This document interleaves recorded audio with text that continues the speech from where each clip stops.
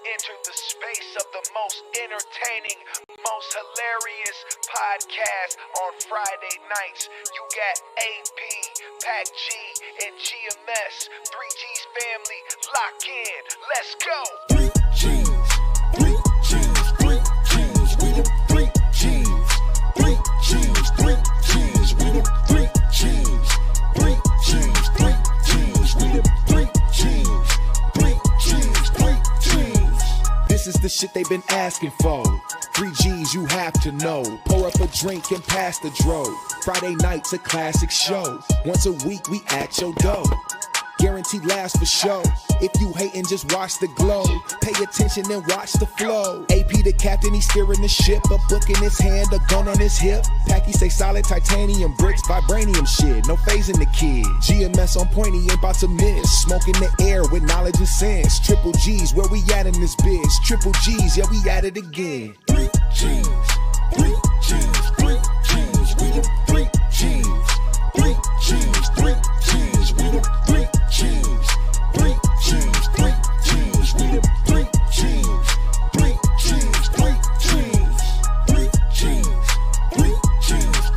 3G's, we the 3G's, 3G's, 3G's, we the 3G's, 3G's, 3G's, we the 3G's, 3G's, 3G's.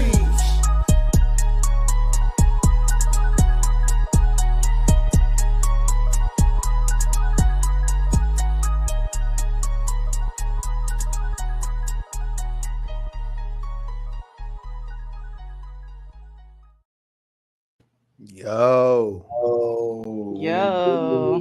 Happy Wednesday. 3G's back in the building. In the house. Watch your mouth. Watch your mouth. Hey man, shout out to the homie Pac G, man, and the sister Binky Bianca, man. We missing GMS tonight, but you know we rock on. Pull up. Pull up. Pull up. You know what I mean? Yeah. So what's been up with y'all, man? Let's just, get on into it, man. What's been up with y'all? Let's start with Packy because we haven't seen you. You weren't here last week. Dealing with some shit, but guess what? We living, you hear me? Word, it's a blessing. We living, man. Yeah, that's man. What's up. Yeah, I just been chilling, working, as usual. I can't wait till this project goes live. I think I'm gonna go on a nice vacation. So I got a couple more months. You deserve that. You deserve that. You feel? Thank you. We all work hard as a motherfucker outside of this 3G's channel. A lot of people don't know and understand like how hard all of us really do work.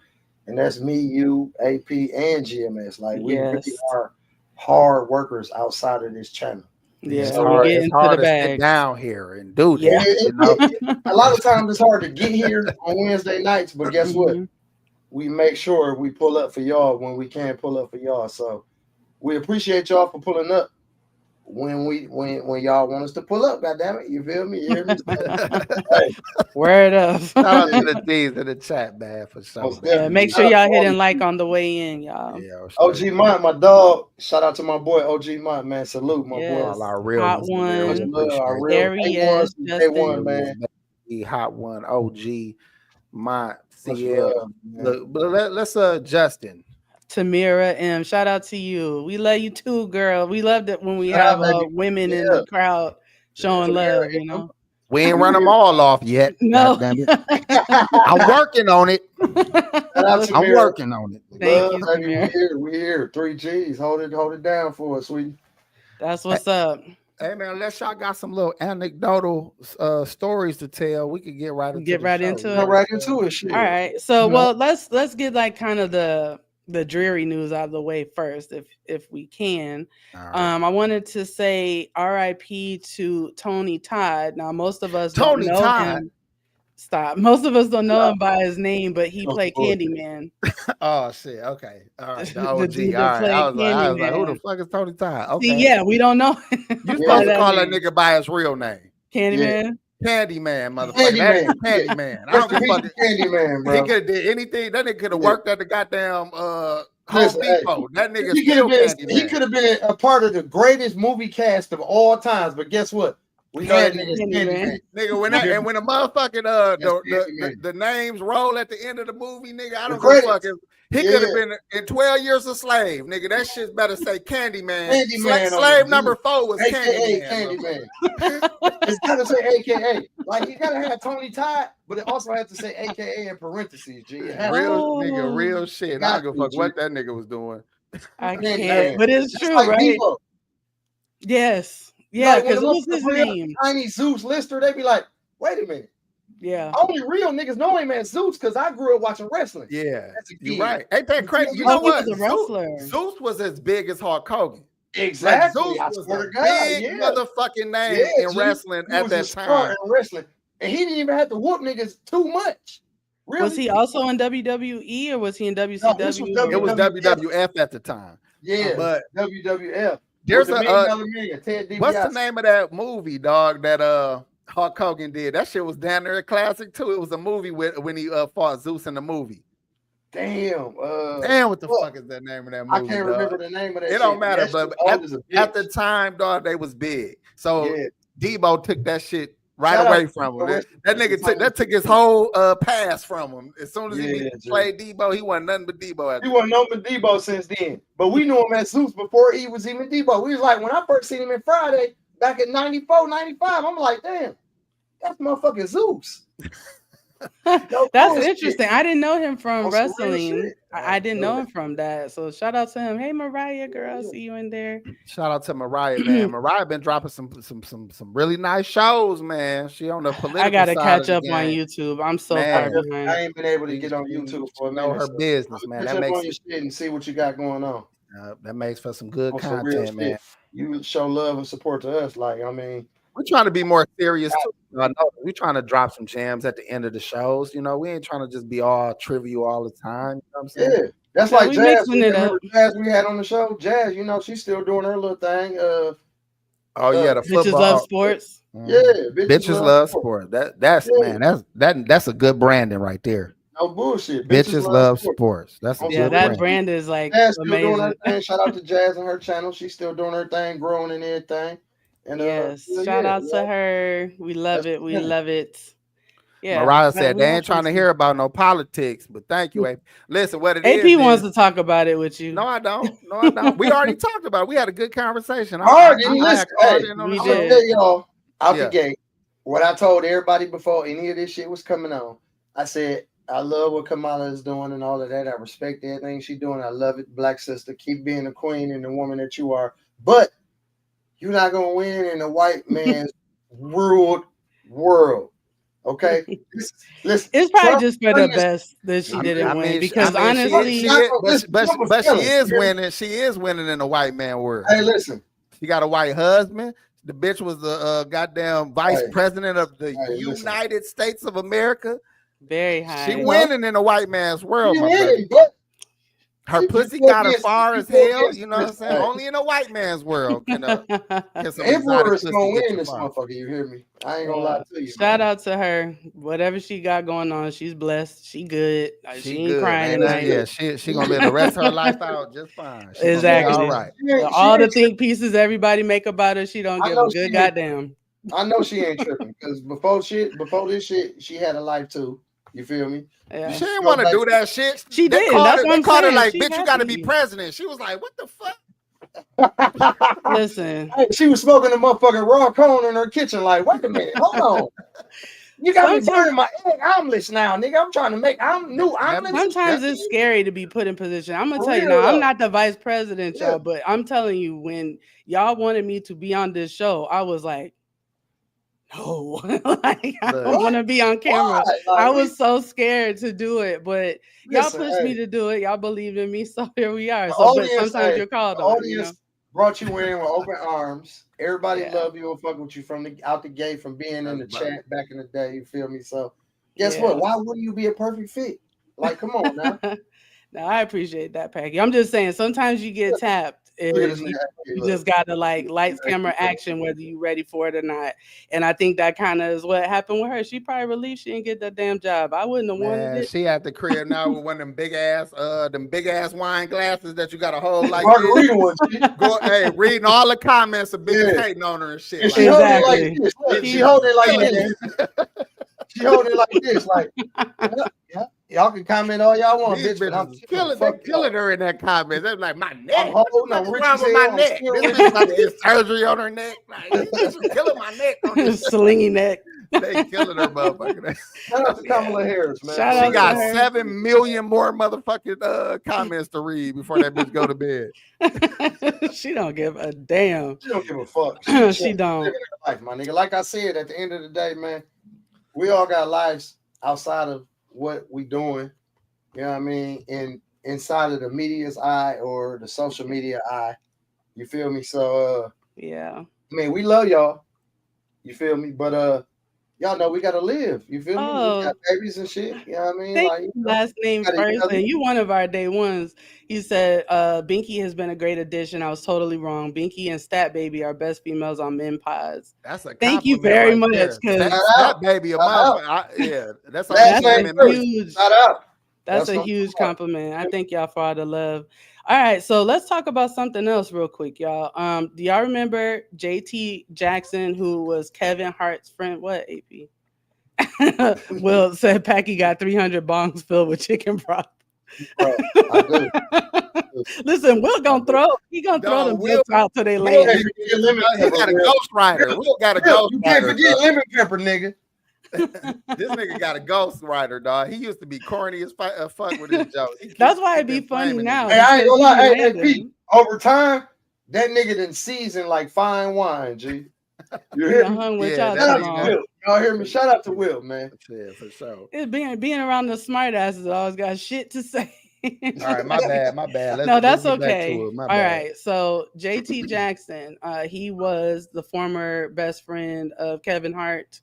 If y'all remember, Kevin had kind of put it out there that JT was responsible for that video being taped and trying to bribe him or extort him about the tape coming out or whatever. But come to find out through forensic investigations, he was never a part of it and everything. And so JT just did a interview with Comedy Hype about it and how the whole thing has ruined his life. And he's suing Kevin for $12 million behind it because Kevin never really publicly apologized the way they agreed in legal paperwork. So what do y'all think? It sound kind of sus though. Like, come on, bro. Like, come on, I'm supposed to be your guy though. Like, throughout all these meetings and us doing projects together, like, a motherfucker was fucking with a motherfucker, but they gave off the impression that they was fucking with a motherfucker. Like, that's my guy. You feel me? Like, so yeah. From the way you just explained, it sounded to me like, but think about this, Packy. Let's say you and AP, AP is out on the road, whatever. He's doing his thing and he's, getting into trouble. And you're his right-hand man. And just because somebody tried to tape him doing some shit, he just points the finger at you. Like, and lets people think you did that to him and y'all are friends. I mean, wouldn't you think that was fucked up? Jay-Z did it. He said, fuck behaving for Kevein. He said, real niggas ain't supposed to make statements. Like, he was lying on, let D Haven tell it and let other people around tell it. He was lying. Ain't no paper, ain't no paperwork, ain't no telling that happened supposedly, but he just let D Haven hold that for the rest of his life and had that jacket on him, even though he never snitched or told on him, supposedly. Now, with the Kevin shit, JT was not known like that even before he so-called set Kevin up. Now, even after the fact, like, nigga, like, we know you more for so-called setting this nigga up than we knew for your comedy prior to so-called setting a nigga up. So I don't think the damages is worth how many million he said he wanted? 12, which sounds kind of low to me. I don't know. Fuck that. I don't think that's not low. Is worth $12 million when niggas didn't know you anyway. He didn't fuck your career up. Your career wasn't bubbling $3 million, like 12. But what do y'all think? For lying. He should get like something. He should get a couple million. But what do y'all think? Like, if you're in that industry, right now, you shut a lot of doors from me because now I can't eat. Not that I'm trying to be on and famous, but I can do business behind the scenes. But now people won't even do business with me because they believe that I'm the type of person that would betray someone that I'm working with and try to extort them. So now you shut off my networking. Listen, okay, this is the point. You have to prove in court that you were liably, like you could have made like able to even do that. Yeah, like show how your career shows that without that smearing of your name, you was gonna be able to make $14 million. Now you can show me you might have made $2. If you're a big person like that, like of course you're gonna be able to produce proof in a courtroom to be like, well, yeah, this is my work. This is my, you know what I'm saying? This is what I do. And this is what's produced from it. Of course, a motherfucker from the outside looking in gonna be like, oh yeah, well, okay, well, from what I see here and what I see he's gross from this, then yeah, maybe he can produce that much money. Good luck. Because I don't know shit that nigga did prior to that whole little scandal. I ain't saying he can, AP. Hold on now, nigga. I ain't saying he can now. I'm still right with you now, nigga. You ain't that worthy in my eyes to goddamn it bring in that bread. You feel me? But I just out of sheer principle of Kevein lying, if that's a lie, he out of order and he should get hit hard, Paul. But he should get hit for some bread for him lying on that nigga and knowing damn well. Really, I think the only reason Kevein lied on him on some sucker shit to tell his bitch, like, he put the bitches in my room. Like he probably went home knowing damn well he was cheating and shit. And his whole ass threw his guy under the bus like it was his guy fault. And I think it started, hold on, Packy. It started with him trying to make it good with his bitch. And that shit got into the real world and this nigga couldn't renege on his lie just to save his relationship with a bitch. And he let his guy take the fall over, and instead of saying, all right, fuck it out. Yeah, all right, fuck it out. It was me. You know what I'm saying? That was my phone recording this bitch sucking my dick. Like he threw his nigga. You know what I'm saying? Like, you remember the Ludacris song, Who Let These Hoes in My Room? No, I do not that was know on the B-side. That was on the B-side of the album. I ain't flipped the tape. I know who's ho user. I know that one. Hey, shout out to Joe Thompson for the $20, man. I was hoping that got addressed before I did. No, I was about to do it. I was literally. You can't get good help these days. Shout out to Joe Thompson. Always showing a lot of love, Joe. Thank you so much. I'm out of this. I'm gonna let y'all handle y'all. What's wrong with your eyes? They ain't supposed to just be hazel. Supposed to do some goddamn work. Where this motherfucker? Goddamn it! What you doing? Okay, my bad. All right, so you know niggas can't read. It's all good. All right, so do y'all remember PNB Rock, the rapper? Yeah. They got killed. Waffle House. Yeah, they got killed in the Waffle House. Well, more information has come out recently about that incident. So I have a video for us to watch about that. Y'all ready to watch it? Turn it up then. Let's get it. Our PNB Rock in broad daylight. He was from Germantown, you may recall. He was shot and killed while eating lunch at a restaurant in Los Angeles. And now there's new exclusive video coming out that sheds light on what really happened that day. The news magazine True Crime News is devoting a special edition tonight to the never-before-seen videos. The host of the True Crime News, Anna Garcia, joins us live here right now at CBS News Philadelphia. So, Anna, tell us about this video, this surveillance video. So it's got two components to it. One is the actual shooting, the murder. And what that video very clearly shows is that PNB Rock, Rakim Allen, never stood a chance because the shooter came in, put the gun up, asked for the jewels, and within seconds he was already shot. So the opportunity to hand over the $500,000 in jewelry wasn't even there. And PNB Rock was carrying a gun. He had it in the back of his waistband, but didn't even have enough time. The man is shot, and then the shooter, you can see him grabbing the jewelry off of him, also points the gun to the girlfriend who's having lunch with him, takes some of her jewelry, but she is not shot. Now let's talk about the girlfriend, because at first, wasn't there kind of like an implication that maybe she was involved in some way on this? The implication was she had posted a picture from Roscoe's Chicken and Waffles where this happened. So the location, she's saying where we are. Where we are, and she posts a picture of the food, the chicken and the waffles, not of them, not that she's with him. Okay. And then the shooting happens. But what we didn't know now that we do, what we didn't know then that we know now is that that photo had nothing to do with the murder of PNB Rock. The setup had started the minute he walked into the restaurant. He's wearing $500,000 in jewelry.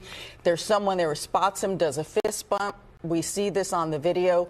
He contacts someone else, a father and son team. Okay. And the food was delayed by almost 40 minutes. But it was just slow that day in the restaurant. So keep that in mind. She didn't get to post that video, that photo till much later. And it was those two that were responsible for the death of PNB. And it was the whole setup was just to steal all his jewelry. Wow. Okay. Nigga jewelry. What do y'all think about that? Because I don't know if you remember, but like they mentioned, at the time that this happened, social media was going crazy on her. Even, stars like Nicki Minaj and everything were blaming her because she posted a picture of waffles. But what they're saying is that it was as soon as he was spotted coming in, the setup started happening. They were even delaying bringing their food out so that those other people could get there and do that. Well, she's still wrong. Even though she didn't cause his death, that's still, she broke protocol. Listen here. First go off, ahead. Before any social media or anything like this, guess what? If I'm in a goddamn Waffle House with my chick or my little side piece or whatever, guess what? Ain't no opportunity for nobody to even take pictures or none of that shit or do none of that shit. And even back in the day, even if a motherfucker did take some flicks or some pictures or some shit with some Polaroids, guess what? Motherfucker wasn't seeing that shit for weeks later. So don't nobody know your location. That's what I'm saying. This social media is really what's fucking a lot of shit up and getting a lot of people killed, bro. If you really think about it. But that wasn't the case in this. It wasn't the social media that got him killed in this particular situation. But you still don't let motherfuckers know where you at. So even as my woman, my friend, whatever, or homie, don't post shit until we way gone from where we was at. Even when I'm on vacation, them pictures ain't flooding the internet until I'm home. You know what I'm saying? I don't want nobody to know where the fuck I'm at. So she broke protocol automatically. Now, as far as the father-son team of robbers, these are the dumbest motherfuckers. Listen, I've been saying this for a long time. We need to fix our education system. Because even our criminals will be a lot smarter. Like, I don't mind you robbing me, niggas. Rob me with some intelligence. For real, though. Don't shoot me, nigga. Just take the goddamn jury. You know what I'm saying? You could have came in here with a goddamn bow and arrow, nigga. Like, nigga, I'm giving it up. You could have had a knife, G. Them niggas could have had a knife. I ain't finna. One nigga could have had a motherfucking sword, and the other nigga could have had a monkey ring. I would have took my goddamn. Take this shit, nigga. Here. Oh my you want my glasses too? My glasses too. Here. But honestly, don't y'all think that that's something that more people need to learn to do? Like, don't you think that's something more people need to learn to do? Just give it up instead of like, nah, you ain't taking my shit. Most niggas giving it up. Most niggas don't give it up. Listen, most niggas giving up, but they not getting the opportunity to. He got shot within seconds of the gun getting drawn on him. Like, nigga, you could have took his gun. Like, niggas is so sweet out here. You could have up pistol on him, took his jewelry, his money, and his gun, and he wouldn't have tried to fight you. He wouldn't have tried to fight you. As long as you ain't standing up. That's another thing, niggas. Listen, nigga, don't kill me, if you put the gun in arms reaching me, all I this might try to fight you. That I just spent all this money for is replaceable, my nigga. Straight up. Don't take my life, bro. Like, you can have all this shit here. You taking me away from my kids. You taking a lot of people depending on me. Like, you feel what I'm saying? Like, me loving my people, like, all that. Like, you crushing everything doing that. Like, just take this little petty shit, nigga. Go get you a couple little dollars, my nigga. Because that's all you really want. At the end of the day, that's just like the niggas who killed Dolph. They just wanted a little money. You feel me? Like, that's all it's about. Motherfuckers be out here thirsty, my nigga, and they would do anything for pennies. So sad. Think about that. That is sad. I would let them have all the crystals I had in my chain. Any goddamn here, you can have all these goddamn crystals. I done put it half crystals, half motherfucking cubic zirconias. You can have real shit, shit's in the safe, huh? Yeah, my real shit I wear on the red carpet. You can have shit I don't be in no goddamn Milwaukee walking around wearing this shit. I wear this in the house, nigga. You feel me? Like who made your chain? Fugazi. Oh. He's Italian. Oh. His name is Fugazi. His name is Fugazi, nigga. Yeah. Fugazi. Shout out to Donnie Brasco. Italian, you know what I'm saying? Shout out Fugazi making that shit for us that don't get us. Look, you know he work at the city mall. Oh, not at the kiosk in the mall. Hey, the middle of the mall. You hear me? Cross from the bagel shop. Yeah, his name Fugazi. He right by the Pearson Pagoda. Oh my God. So that's why I went and got my second hole. Anyway, so the most important thing, it sounds like here, that as far as preventable, actions are to not post where you are, even when you're there. Because even though I think she literally just posted food, didn't tag him or do anything. Niggas know Roscoe's. Niggas like, that's Roscoe's. I'm gonna point another thing out from the street point of view from it, is that PNB did something right. He had a gun on him while he was wearing all that jewelry. If you wearing jewelry, nigga, that's real, and you a street nigga, and motherfuckers know you a nigga that's for getting it up, make sure you got some heat on you when you're wearing that shit, my nigga. You know one thing he forgot, Pac G? Don't listen. You want to know the thing he forgot? What's that? The folded up newspaper that he's supposed to have a gun sitting inside of on the table next to the syrup. This is some mafia shit. Yeah. Wait, are you talking AP? I can't. Oh, AP shit went out. His shit went out. It's raining outside of here, baby. You muted? No, his shit went out. Yeah, I know. Oh, okay. Now unmute. Unmute now.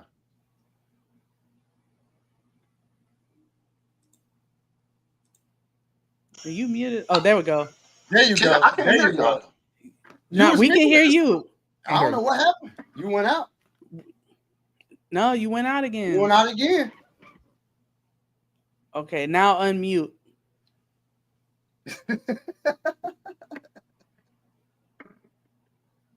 Unmute. There. I can hear you now. Yeah. My mic cord out. What's the last thing I said? I don't know. You was going in and you was doing all this, so we could. I ain't gonna lie to you. You was going hard, and I was trying. Well, I was waiting on Packy to shut the fuck up so I can get mine in. But I ain't gonna long story short. Long story short, you gotta buy a newspaper. Wrap your gun up in it and sit it on the table. Yeah, okay. That's what I was saying. That's what I'm saying. He forgot. Now, niggas, I don't know where you buy a newspaper these days, but if you go have your gun on you at the Roscoe's, you need it folded in a goddamn newspaper sitting on the table, not in your back pocket. You're going down there have to bring your mail with you to the restaurant from the mailbox, because it be, them little sales papers and shit. That's the whole thing. That's all they got left. That's all they still deliver. Like, that's all that's left. Like, it ain't no newspapers no more. I don't think they even have the bins anymore, y'all, where you could put change in it and get one. No, you can't go get no newspapers no more. The Journal sitting up here in Milwaukee, Wisconsin, I ain't heard about that motherfucker in about 15 years now. They've been shut down. Maybe you need a park and recreation magazine or some shit with all the local free sports for the kids. Get one of them and hold your gun in that motherfucker. A dirty magazine, double XXL, X Videos magazine or some shit. An old Source magazine with Puffy and Biggie hugging and shit on that. Yeah, with Benzino on the cover. Some shit with Benzino on the cover. Some shit. I'm just saying, man, your gun don't do you no good if you can't get to it. That's the whole point I'm trying to make. Your gun do no good for you if you can't get to it. Or just being on point. Yeah, you got to stay on point. Like, you got to be, come on, man. If you see somebody walking up, like me personally, who is these niggas? Like, yeah, like who the fuck are they? My gun gonna be in the hand as soon as I see these niggas approaching. I ain't gonna lie to you. If you gotta pull your shit out, my shit priority in my hand. If I'm in that particular, I believe. Yeah, G, unless you completely blindsided, unless you completely these niggas come from an angle where you was just. Listen, AP. That's why you should have your back to the door too, though. You should have your back to the whole restaurant. You should be able to see everything in front of you. I ain't been a street nigga in forever, right? But check this out. When I go places, my girl be like, "Why you always looking over your shoulder and looking around?" And I said, because I'm observant. That's all. I'm like, you need to be more goddamn observant. I'm the same way, Packy. I be looking where's like, the exits, where's the like, all this stuff. I don't know. Like, I don't like to be in big ass crowds. None of that. Back facing the door. So, yeah, none of that. Back facing the door. I'm not sitting back to the window. You're not gonna sit in my house watching no TV with your back to no motherfucking picture window. None of that. You feel me? Even though I live in a nice area, you ain't gotta worry about getting shot in your back. But at the same time, it's just the mentality that a nigga grew up with. Like, it's not. If you ever see me make videos, nigga, I be like outside. If I'm making videos outside, nigga, this is my head the whole motherfucking video. Hey, people, listen though. When we was I be in the mirrors and shit. Hey, I used to get into it, you know, right? A bitch ain't shit, but a hoe in a trick. Bitch, check this out. Hey, when I was a kid, right, I get into it with a nigga, and the nigga would call me to squash the beef, and he'd be like, "All right, we're to come pick you up." Oh, nigga, I'm getting in the back seat. I ain't getting in the front. I watch too many mob movies, nigga. You gotta be fucked up, nigga. I'm getting in the back seat, nigga. Okay. On my life every time. As soon as I get out that back seat, I get out the back seat into a fight. So I was already prepared. You feel me? So yeah. You know what I mean? Like, yeah, I'm paranoid. Like I'm naturally paranoid. You can call it scary if you want. That probably scared y'all life. And matter of fact, I'ma say I'm scared after I shoot you. I'm gonna say I was scared. I was scared. I was terrified. I was terrified for my life. I feared for my life. And you were defending your life. I'm gonna fight like my life depend on it. If you approach me or attack me, you should have seen him. He looked like Hulk Hogan was grabbing me. I'm gonna sound like the white police officer. He had the strength of 10 men when he grabbed my arm, and I shot him in his fucking face. Oh my God. But let me ask y'all a serious question. Like these kind of habits that y'all have, are these things that you pass down like to your kids or tell them as far as like awareness when they're out, or these are just things you do? I try to also. They got their hair, they got their little cancellation earphones in. They thinking about shit. They ain't thinking about nothing. Look, they'll get hit by a car of a bike. Shit. Give me this shit. Then you slap them in their face. Wake up, motherfucker. Give me this shit and throw that little earbud. Nigga, they'll get hit by people walking. Like, nigga, you don't see them walking at you, motherfucker. Like, you no, they walking the trees at all times. Especially my boys that's in the Navy, they be here on their little leave and shit. They'll come chill at the crib because every time they come on leave, they come right to me. Oh, Dad, it'll be a surprise. Oh, Dad, I'm at the airport. Can you come pick me up? Nigga, I got shit going on in my life. Like, you can't just be like, oh, I'm on my way to the airport. I'll be there in an hour. No, motherfucker, like, hell no. You can't do that. Hey, I did used to do this when they were real little, dog. I wish I could tell, like, have one of them, like, cosigns to, so you know, I ain't bullshit. We'd be at the park, and I'd be like, oh, they shooting. Dog, they all take the fuck off. Like, these drills? Yeah, they was drills, but it was like I was trying to like trigger their brain instead of being one of them dumb motherfuckers that, oh, they shooting. Let me look around. Oh, nigga, you hear shooting, get low and get the fuck out of Dodge, you know, and get the fuck on. Like, you know, so I was trying to instill that quick reaction of running. Yeah. Like if somebody, like, let's say some niggas hop out on me and Pac G. Don't stand there, tough guy. Break. They're gonna have a hard time shooting you running. They're gonna have a harder time actually hitting you running. If you just stand there, nigga, you out of there. Like, at least try to run. We done been there and done it, G. That's why. And if you gonna shoot back, you gotta run first, nigga. Don't. They all vital lessons. Like, if people choose to listen, they can. If they don't, straight up. You get in a situation, guess what? You should have listened, nigga. You would have had this under your belt, nigga. If you would have listened while we telling you. Look, man, niggas be watching too many movies again. Yeah.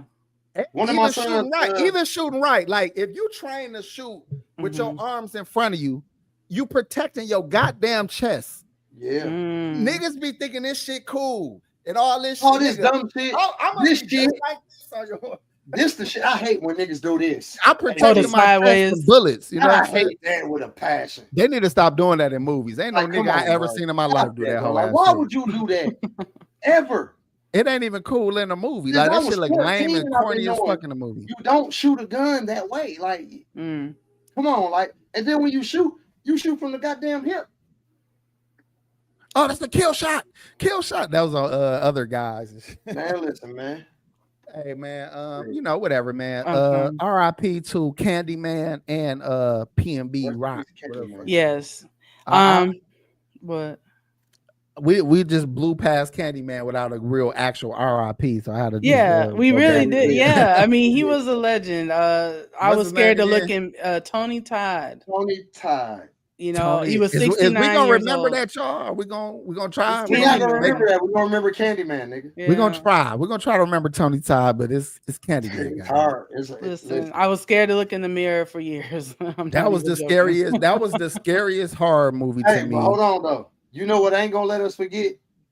All you got to do is go on Google and say Candyman, and then it'll bring up Tony Todd as the actor. There you go. Because we're not gonna remember. It won't let us forget it.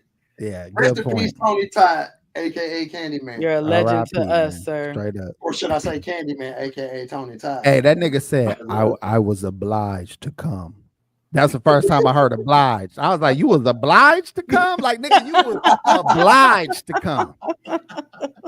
That's some scary shit if I ain't ever heard that shit. Imagine you doing a home invasion on a nigga and they sitting there tied up and you just hear the nigga, I was obliged to come. I was obliged to tie you niggas up and get y'all money. I was obliged to do this. Oh my gosh. But you know, I've learned quite a few big words, I won't lie, from black movies and hip hop songs. Like I learned the word defecate from Lauryn Hill. I learned derelict from Method Man. You know what I'm saying? Derelict bum or whatever. Hey, I learned that from him. Hey, Pete, I want to bring up an old ass time where I first learned the word audacity. You might remember this. Go ahead. We was in a van with Gerald and goddamn it Prentice and the big ass fat nigga they used to hang out with. You remember Gerald and Prentice went to LA with you? I knew Prentice my whole life. I'm trying to think who the fat nigga was though. I forgot who the fat nigga was, but the nigga said the bitch had the audacity to come in there and tell me. And I was looking at this fat nigga like, how you know the word audacity? Fat ass nigga? Oh, was it my nigga? Hey, it was my nigga Big Mike, I think. Was it Big Mike? It had to be. It might have been Big Mike. We was on because he used to be with Jerry. Yeah, you're right. It was Big Mike. I forgot about it. Yeah. R.I.P. to him too. He gone, man. That shit crazy. Shout out Couch Potato. That's my homeboy Marlon. Make sure you like the video, Marlon, while you came in here finally late. Yeah, man. Shout out to y'all. What else we got? So let's talk about real quick Mike Tyson versus Jake Paul. Okay. Friday night. This is gonna be Friday on Netflix. This is gonna be a Netflix live event. Now, in case y'all don't remember, Tyson is 58 years old. Paul 58? Is 27. Yeah, I thought he was older than that, but I thought he was younger than that. Oh, did you? He was like 53, 52. That nigga started his career at 18. I thought he was younger than that. He's almost 60. He's 58 years old. I ain't gonna lie. That old man's strength is something different. If you've been conditioning and doing all that and staying fit and staying healthy, guess what? That old man's strength is something different. These young punks ain't ready for that. But the old man strength only is in the upper arms. It do not translate to their knees, their legs, their hips. It's all upper arm and grip strength. It's all upper arms. It's upper arm and a hell of a grip. Them niggas ain't got shit. Hell of a grip. Nigga, you could tip an old nigga over just by pushing his forehead back. But if he get a hold of you with them damn claws, nigga. Them grippers. He'll break you down. He can hold your fist like this and break you down. Gee, an old Mississippi nigga shook my hand one time to say hello, G. You peed a little bit, didn't you? I wanted to kick him in his nuts. You pooed it, didn't you? Nope, I ain't pooped, but I wanted to kick him in his nuts like, oh, nigga, let me go. Bow, let me go, whole ass nigga. What's wrong with you? Oh, my God. Like, that's how strong this old nigga hands was. He was like 87 or damn near 90. I said, why is this old nigga hands this strong? Hey, listen, dog. I used to work with this nigga named Homer.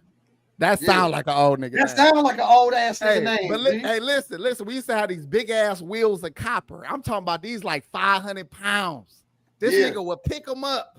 We had a hoist to get it up. This nigga pick him up by himself, slide that bitch. Then he had this thing to like crank the shit on. Dog had that shit on there so tight from his hands that we use the hammers to get that shit off. Like ding, ding, trying to knock that shit off because this whole ass nigga done twisted that shit so hard. You know what I'm saying, G? Not no whole ass nigga. You That's cannot my underestimate them niggas, G. You can't.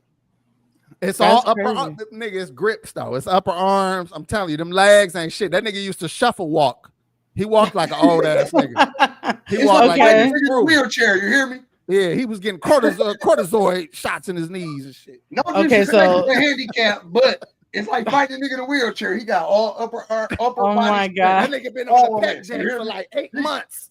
He in that wheelchair going straight to the pec deck. Like, nigga, let me get on. Hey, his legs little as a bitch, like spaghetti noodles. You hear me? Like Joe from Family Guy. Come on, mama. Hey, on my like Joe from Family Guy. Hell yeah. Legs little as a bitch. So hey, you ain't never seen no nigga in a wheelchair get on an actual bench press because his legs would just be dangling off the side. No. He'll be like, legs just hanging off the motherfucking side of the bench. Hey, you remember crazy legs off it? Don't be a minute. He got him crossed. His legs crossed on the bottom of the bench. He just I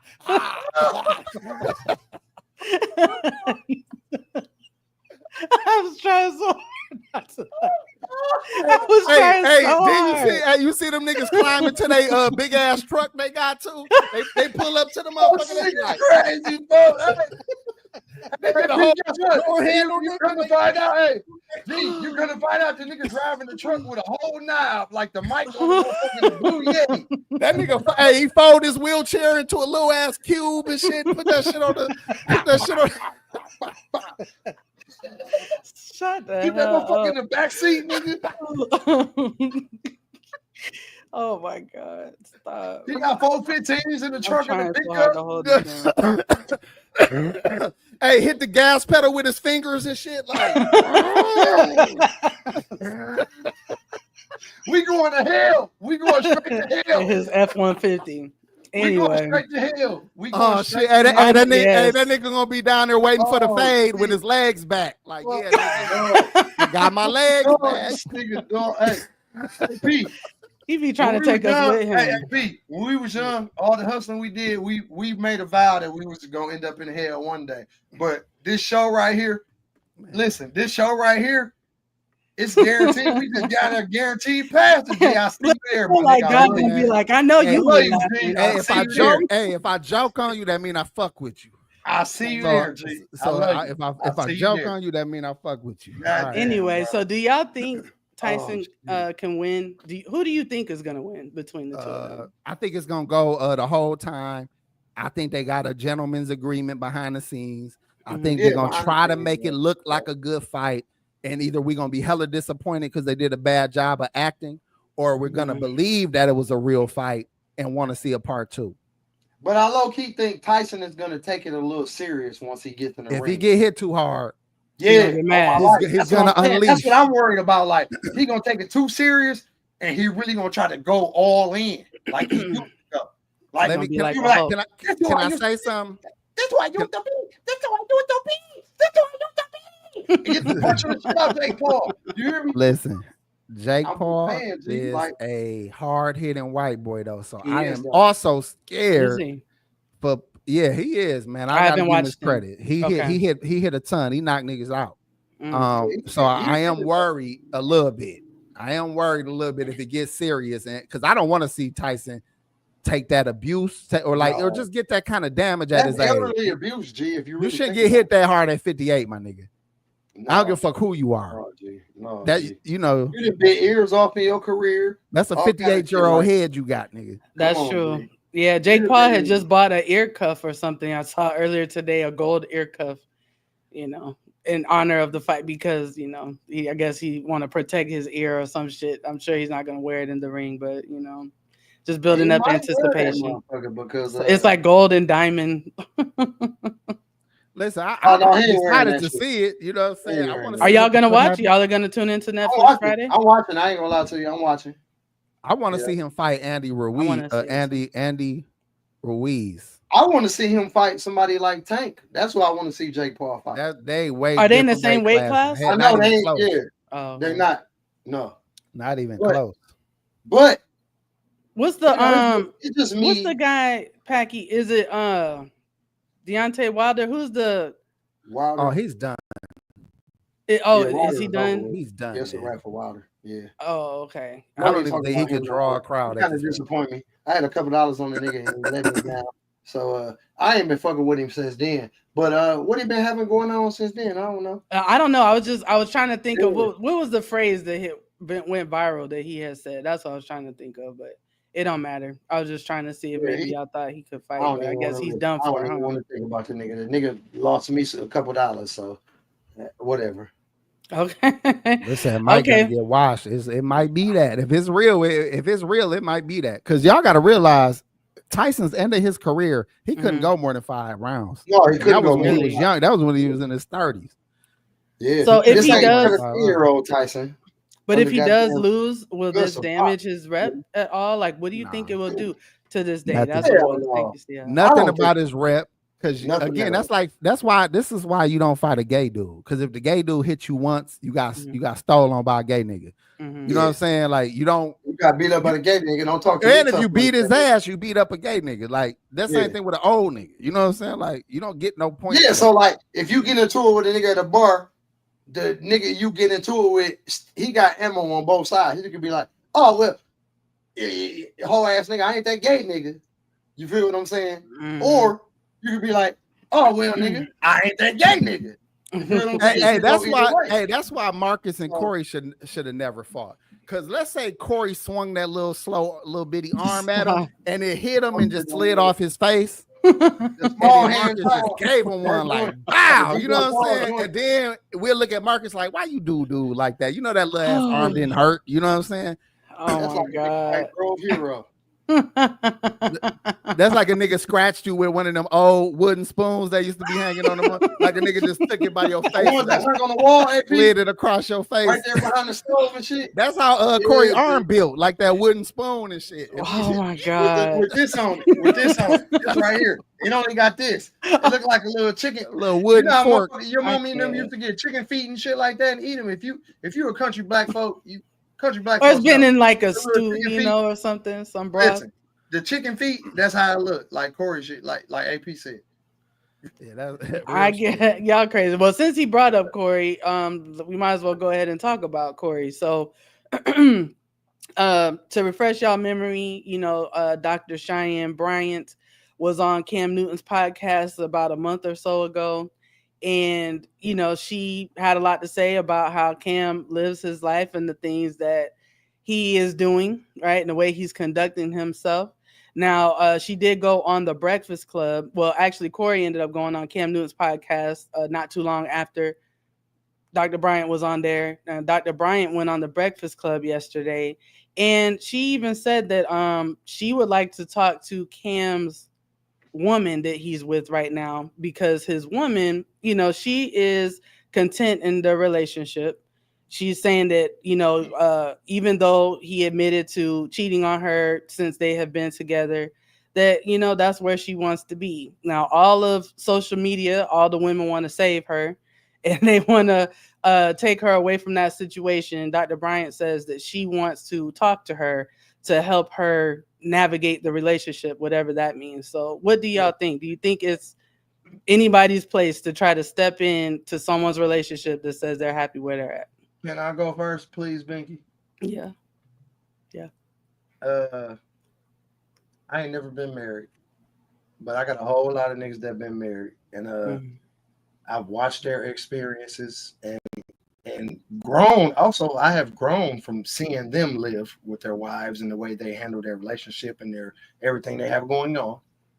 But with all that being said, guess what? This is my business. You hear me? That's like, let's say I'm on the side of the street arguing with my girl, and my girl take off on me. Let's say I was a woman beating ass nigga and I take off on my girl. That's just the relationship me and her have. Like, don't get involved in none of that and get yourself fucked up because you didn't jump to somebody else's business. But not saying that that's a good thing, but a lot of people live like that because a motherfucker people could go through shit, but guess what? They still gonna be back together regardless of what happens.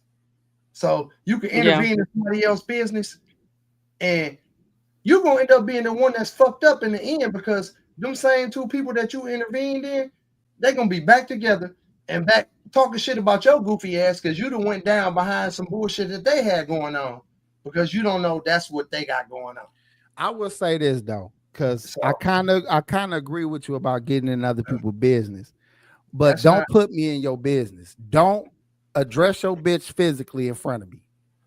Do that shit at home. Don't do that. Don't you fuck up my night with that bullshit. And as my nigga, I'ma try to calm you down, not take a side. Not take her side, like, man, you know, she didn't even do nothing. Like, I ain't doing that shit. I'm like, G, chill out. Don't, because I don't want you to go to jail. I don't want you to crash out.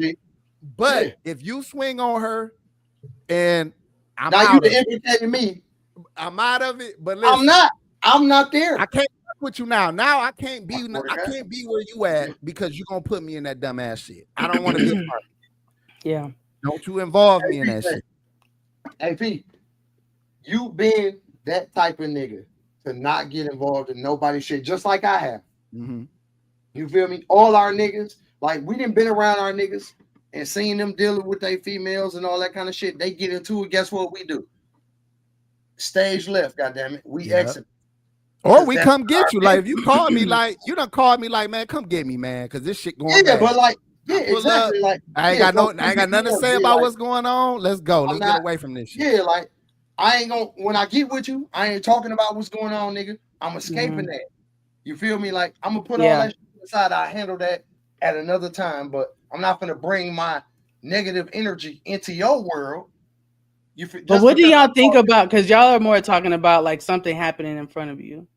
But like if someone is public, right, with what is going on with their relationship, either they're perpetrating a happy, lovey-dovey, perfect couple all the time, or they're letting it be known that, hey, yeah, I fuck around and I do this and I do that.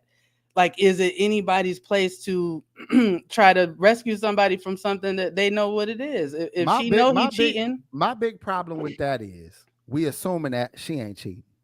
We assuming that they don't just got a great relationship and they do what they do. You don't know what the fucking inner workings is of their relationship. And not only that, there's a lot of women that's cheating is not the end all be all for them. That shit is not. When they got everything else they need, they like, I picked my poison. Some of you bitches want a broke nigga that don't cheat. Some of you bitches want a nigga that can't fuck that don't cheat. Some of you bitches want blah blah blah blah blah. She picked her poison. So mind your fucking business, and vice versa. It's some niggas that got some hoes that just they let disrespect them. They let these women be real flirty. They let these women mind your fucking business. He might be like, hey man, I love her, man. Yeah, hey, I love her, man. You know, you just gotta let the nigga love the bitch. You know what I'm saying? That is not your problem. It is what it is, nigga. Hey, if you want the bitch to treat you and you know what I mean, like that's what it is. But you can't get into people's business because at the end of the day, that's just like when it comes with siblings. AP can attest to this because my sister done got into it with her motherfucking baby daddy and boyfriend. But I know this nigga. I love this nigga to death. Just like my little sister. I've grown to love him that much. You feel what I'm saying? So like if they get into it, I'm not gonna be the deciding factor whether y'all stay together or no shit like that. Like, look, please don't put me in the middle of it because I love both of y'all now.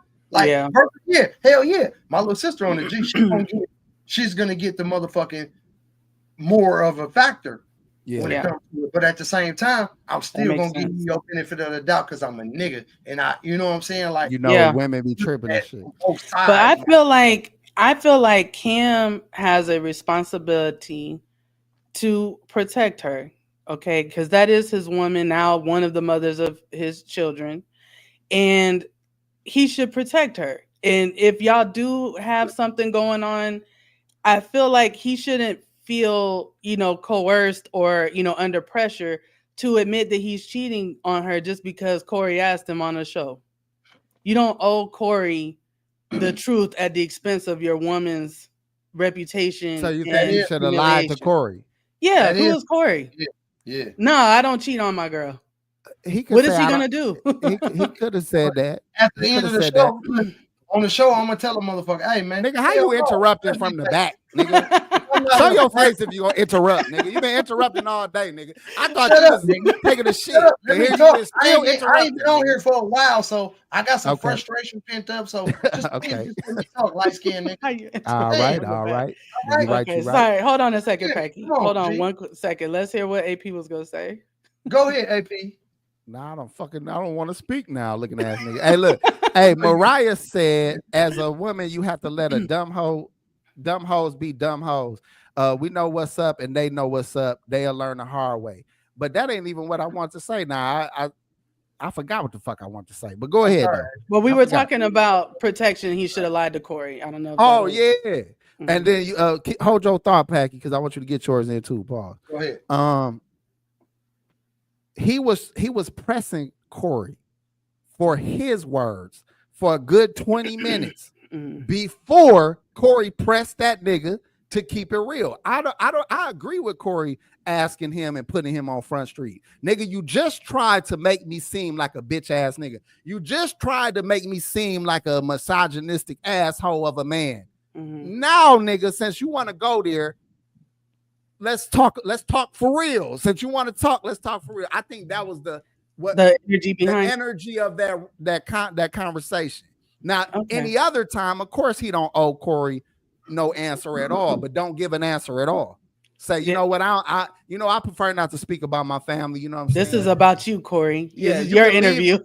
You can do it that way, but the way Cam was pressing him at first, I think he owed it to the nigga. You want me to be so motherfucking real? You want me to put myself out there and possibly fuck my career up? The shit you asking me. Yeah. So what's up with you and your bitch, nigga? Yeah, so and I'm not, and I want to be clear that I'm not saying Corey was wrong, because one thing we know about Corey after watching him all these years is he enjoys honest, transparent conversation. You know, he just likes to talk the real, whether the camera's on or not. And so he was just being himself in that moment. So I don't think Corey was wrong, but I feel like the person that could control that was Cam, and he didn't control that. He felt like he had to let everybody know what's up, and that embarrassed her. That showed a weakness in him too. AP, but I ain't gonna go there. What up? I was contemplating on this the other day. I was sitting back, chilling, doing my thing, meditating. You know, I do my meditation every day. But I was doing my meditating, and I was thinking, like, damn, you know what? It's 2024. My daughter just turned 24, and it's damn near about time for AP and Corey to get a goddamn interview. That would be AP and Corey Holcomb. Yeah. That won't go well. Why you think not? I just think it's time.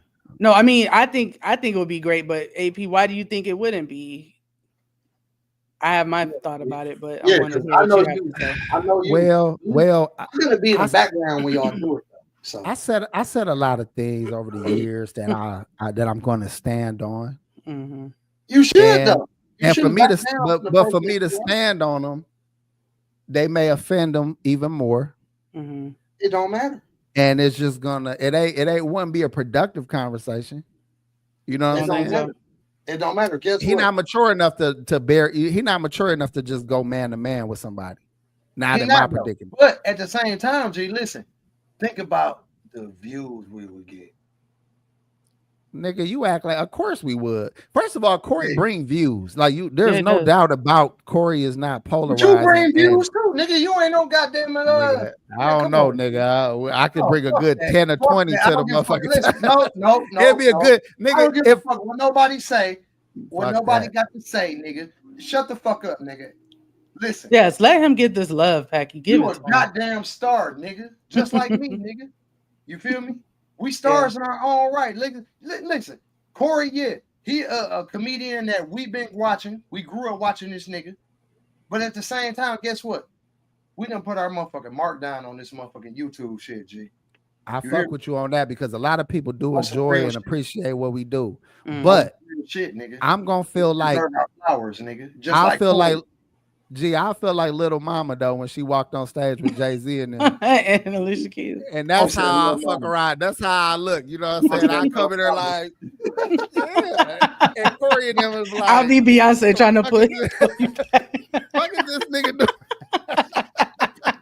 Hey, fuck that. Hey, I go out like little goddamn, mama, dog. I'm not trying to do that. I'm gonna be Kanye West going up on stage talking shit in front of Taylor Swift on your behalf, nigga. You hear me? AP had the best video of 2024. Nigga. That way, nigga. Fuck you mean, nigga. That's how much I support you, nigga. Give him his credit because he don't believe it if it comes from certain people. I think he respects it and believes it. Y'all can say what y'all want. We've been on this bitch. We get one new subscriber a month and lose 4. It don't matter. Our message is like Nas music. It reached more of the masses than it does when it is, goddamn it, mainstream. Yeah, we don't live on YouTube all day. We have lives outside of this shit. If we really had time to hammer this shit the way people do, yeah, we it'd be a totally different story. More of the real audience. I'm sorry. No, go ahead, Peggy. No, let me go ahead because you gotta keep going. I'm sorry. I'm just saying this for the OGs, though. That shit that might do numbers.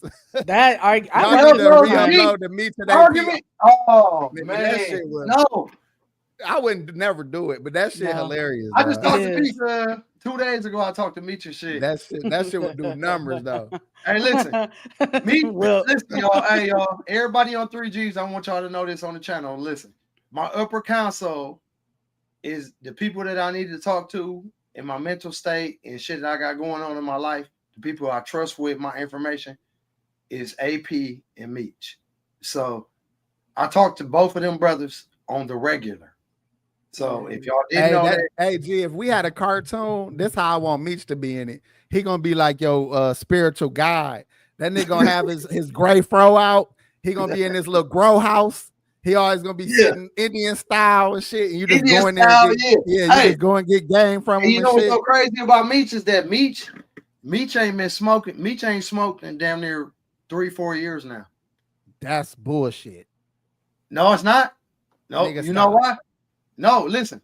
You know he had some illness. Yeah, but that ain't nigga. That was less than 3 years ago, nigga. Maybe 2 years. Give him a year and a half sober, nigga. Not no. Okay, I'll give him a year and a half. I'll give him 2 years. No, I'll give him 2 years tops. I'm gonna give him 2 years tops. Yeah, that's all I'm saying. I ain't saying he ain't quit. I'm saying it wasn't no 4 fucking years. He ain't smoked none of that shit. So okay.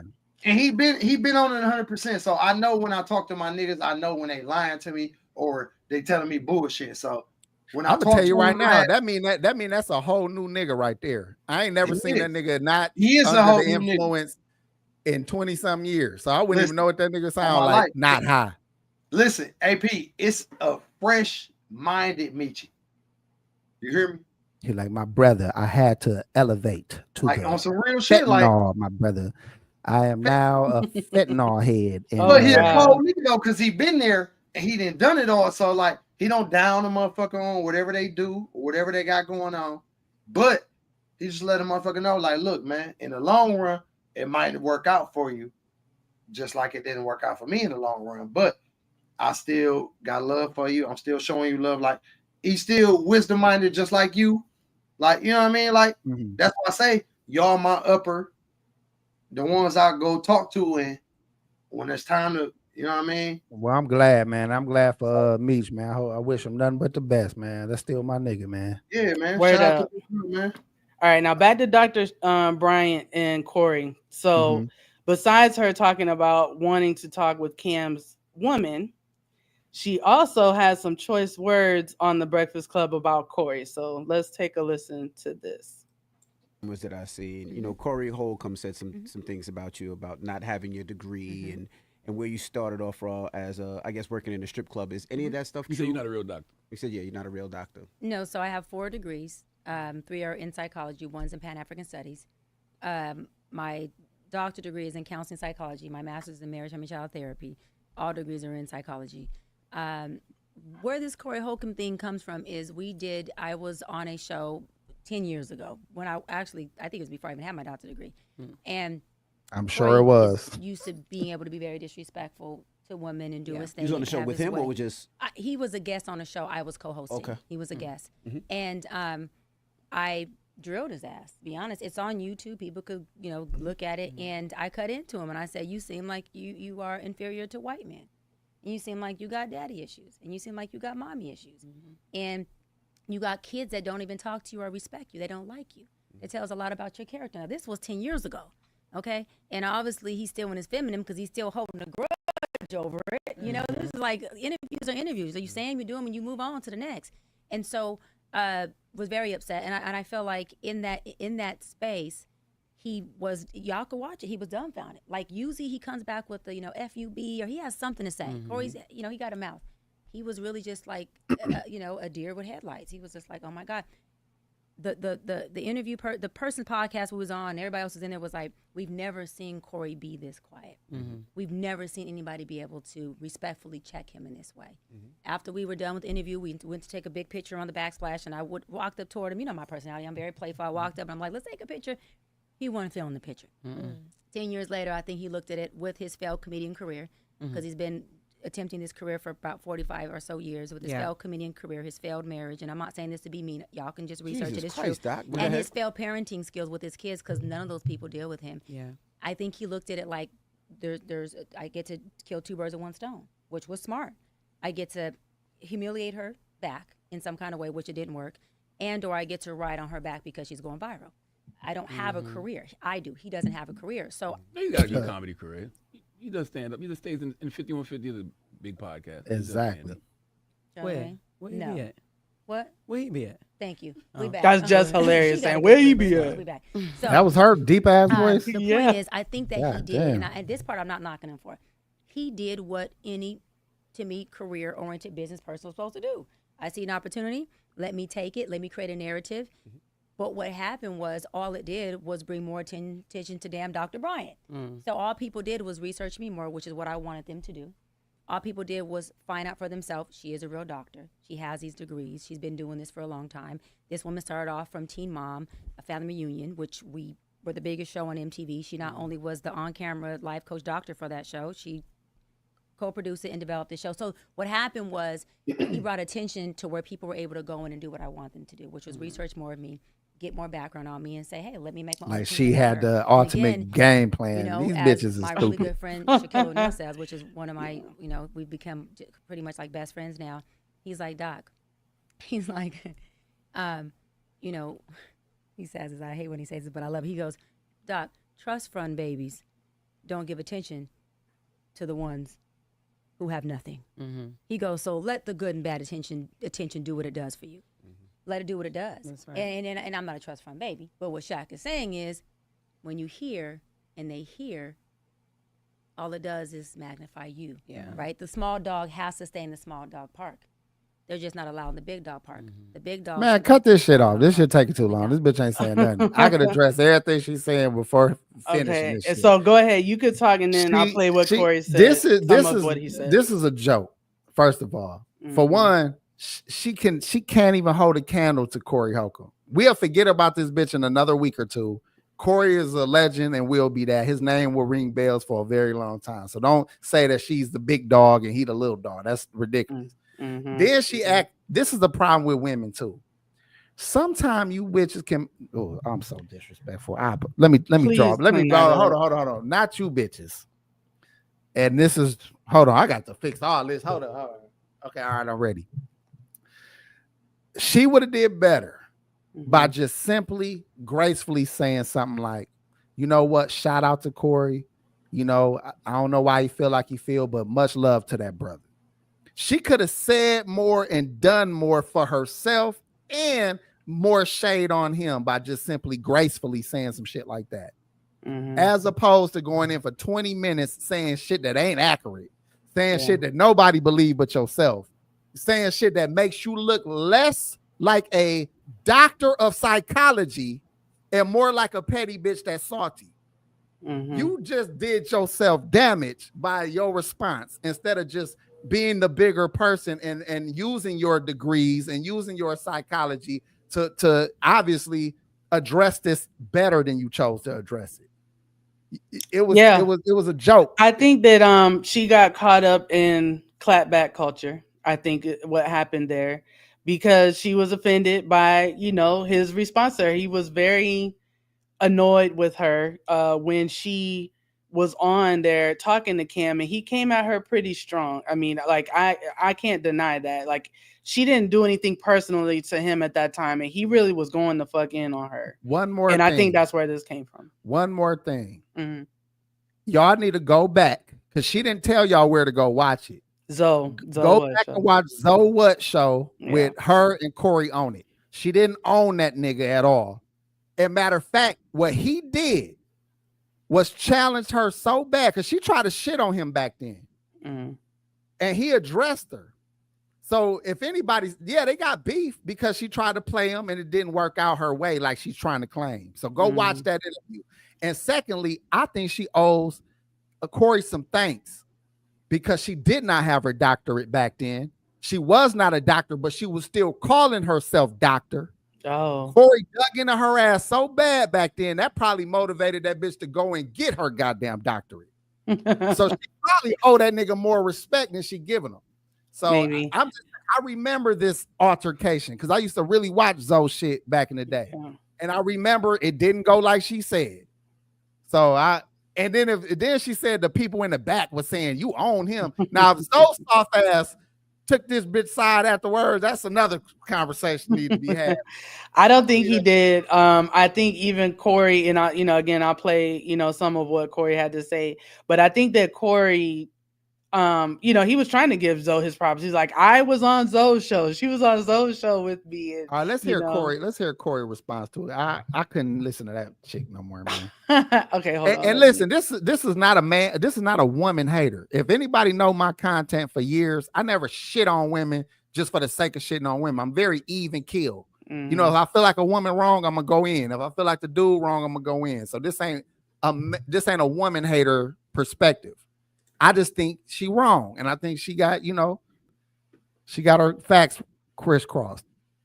Okay, so let's hear what he had to say last night. This is what I want to talk about today. I have been lied on again by an agent of evil who back was against the wall, and they came out the bag on me and lied on me. On the Breakfast Club. Doctor, alleged doctor, whatever you want to call it. We're going to prove some points about this lady today. And it ain't even got to be bitter. It's just the flat out facts.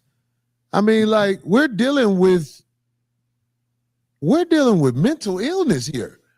This lady, I will give her this. She's very clever with words. DJ Envy asked, are you a doctor? And she didn't say yes. She didn't say yes. She came with, I have a degree in this, I have a degree in that, and I have my doctorate in this, and I have my doctorate in that. And we have the research on where she's claiming she got whatever from has been done. It's all fake. All of the stuff to get to her online is all donation pages. All she wants is for you to donate to whatever she got going on. It's donation pages. I'm telling you, this bitch from the strip club, but look. And the bitch lied and said she owned me on Zoe's show. Because I said one day we was on Zoe's show. I was really doing her a favor. I said, I know her from Zoe's show. I was trying to be nice. Bitch, I know you from D-Ray. You a bust down, bitch. I'm telling you, I'm finna put you out there, bitch. I know you. That's why I really saw you first. But I'm just saying, we was on the Zoe show and you said you own me. You didn't own me, because if you own me, I'll be like, yeah, she made some strong points to shut me down. If somebody makes strong points to shut you down, why not admit it? Yeah. Somebody stop that shit. You don't admit shit. With information. That's cap. You need to say, yeah, that was real though. That was real. I would say it, but she wasn't talking real. I was talking real.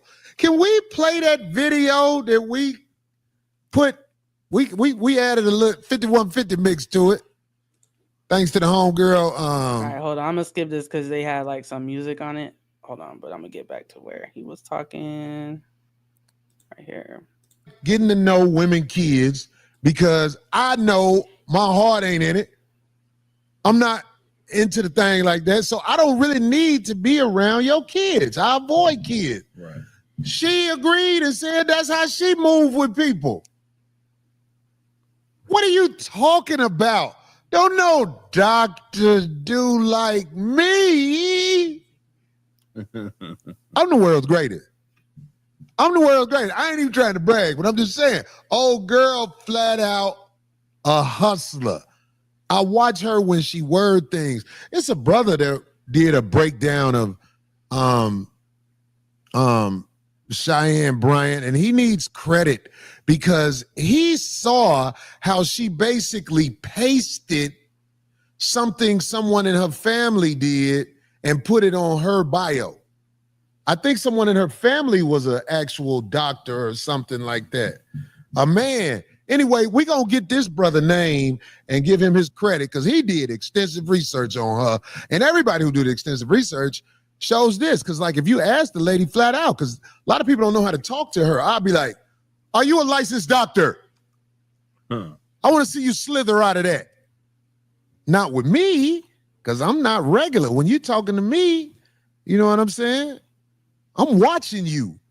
I'm not listening to you. I'm watching you. You're not a registered doctor. It's been, everybody looked it up. A lot of people looked it up. You see this? This who you are. You a bust down. That was before she did the Breakfast Club. It's a bust down, dog. Man, let me tell you something. Do you know you have to get chosen to be a... She got to be what? About 50, 52, 55. Stop. She's in her 40s, but to me, that wasn't 50. like... That wasn't bad. Right She's there. just doing some little... That's 50, man. Pac G, muted, G. Yeah, you're muted. You muted yourself, Pac G. Yeah. We didn't mute you. We can't unmute you. Yeah, there you go. Late 40s, early 50s. Late 40s, early 50s. Hey, show that dance. Show them dance moves again. Oh, yeah. So she better not be online lying about her age. Late She just 40s, showed everybody. 50s. Remember I said old niggas got upper body strength? Same thing with women. They got lower body strength. No upper body strength. Let me see if this nigga I don't know how far back it is. It's reversed for the ladies. This nigga snap. I don't know. I can't find it. Yeah, you didn't need to go back more than a smidget of a second. I tried to, but it just anyway. Right, and give him his credit because he did extensive research on her. Okay. And everybody who did extensive research shows this. Because, like, if you ask the lady flat out, because a lot of people don't know how to talk to her, I'll be like, are you a licensed doctor? I want to see you slither out of that. Not with me, because I'm not regular. When you're talking to me, you know what I'm saying? I'm watching you. I'm not listening to you. I'm watching you. You're not a registered doctor. It's been, everybody looked it up. A lot of people looked it up. You see this? This who you are. You a bust down. That was before she did the Breakfast Club. It's a bust down, dog. Man, let me tell you something. Hey, man, pause that. Do you though. know you have to get... Now, this is a problem too, man. Now, I gave her shit for how she chose to respond to him. Yeah. But nigga, you really do be acting like you hate bitches, man.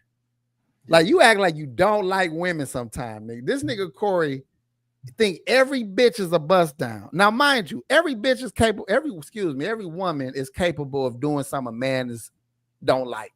Mm-hmm. But nigga, do that matter? Like, is we gonna just throw women away? Like, what, we not supposed to want them? Like, we not supposed to fuck with them because they not perfect? Like, what the fuck, nigga? Capable of doing some shit that a woman don't like. So it go vice versa. So like, we can't treat them bogus. Like, oh well, you did this shit, lady, and you follow as a motherfucker. Vice versa, a nigga do he act like they ain't worthy of nothing because this bitch did that little bullshit. But that wasn't even a state dance. That's what I said. That little, first of all, her body was covered up head to toe. She was dressed very conservatively. Mm-hmm. The little dance moves that showed that some old good pussy right there. That's old good pussy right there. In my eyes, right now, like, listen, I prefer my wife dress and look and act and dance like that than some other shit. You know what I'm saying? The women that still got to show it all and squeeze in the shit and they well over their certain age, you know. So I don't think none was wrong with what she was doing. The light is sacred in the dark. You feel what I'm saying? Like, you know, it ain't, you know. I'm sure her OBGYN is on her phone and she can call that motherfucker and text him in the middle of the night. I'm sure her vagina smells lovely like flowers. fine in the morning. You hear me? Mm-hmm. I'm sure she used that non-white powdery deodorant where it leaves no white stains on her clothes. Residue. Yeah, I'm sure she's a fine young lady, man. You learn the tricks as you get older. We definitely learned some tricks. All right, I'm just gonna play. I don't agree with the bitch, but like, come on, this nigga, he be a little. Go ahead though. Let me shut up. Okay. Chosen to be a doctor. You can't just go to doctor. Yeah, I'm going to go be a doctor. No, you have to get accepted in. Right. My daughter was about to go try to be a doctor. What song was she dancing to, Pac G? Huh? What song was she dancing to? Folks, chill out. I don't know. I gotta see it again. Let me see it again.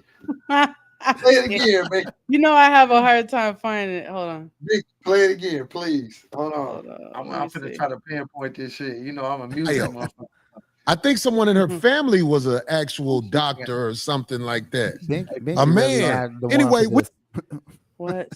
Man, it's because when I put the cursor over, it's not giving me a good preview of like what I'm trying to see. You got slippery fingers, but you can see the time though. So that means if it's 13 minutes, let's go to 12 minutes. You know what I'm saying? I'm just saying. P, we're not here. We're not here to get on our sister about the time. Damn it. He always is. It takes two to make a thing go right. Shut up. Hey. Here we go, right there. There you go, right there. Her finger. It's a bust down, dog. Man, let me tell you something. Do you know you have to get chosen to be a doctor? Oh, I missed it. You can't just go to doctor. Yeah, I'm going to go be a doctor. No, you have to get accepted in. My daughter was about to go try to be a doctor, and she found out what happened. She started to get her license or whatever out of the country because you don't just get to be a doctor. You have to get to be selected in. Right. This is who this is, and we want her to answer. Who is this lady? Who is this lady? Everybody be wondering why her relationships don't work out. If she tell the truth, who that lady is, I believe a lot of people are going to be able to see why relationships don't work out with her. Who is this lady? Who is this lady? What'd you say, Packy? Lady. She's a lint licker. She a lint licker. She's a lint licker. Okay. I don't know. So anyway, we don't have to watch. Y'all act like that means something though. You know how many bitches lick lint?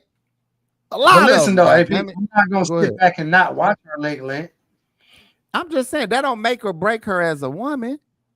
Not at all. Now, what makes him break her as a woman is she is a little self-righteous. She do think she's bigger and better than she is. She do think she's more educated than she is. She do think the bitch needs she thinks she's bigger than Corey Holcomb even. The bitch ain't none of that. Guess what we got in common? We both lint lickers.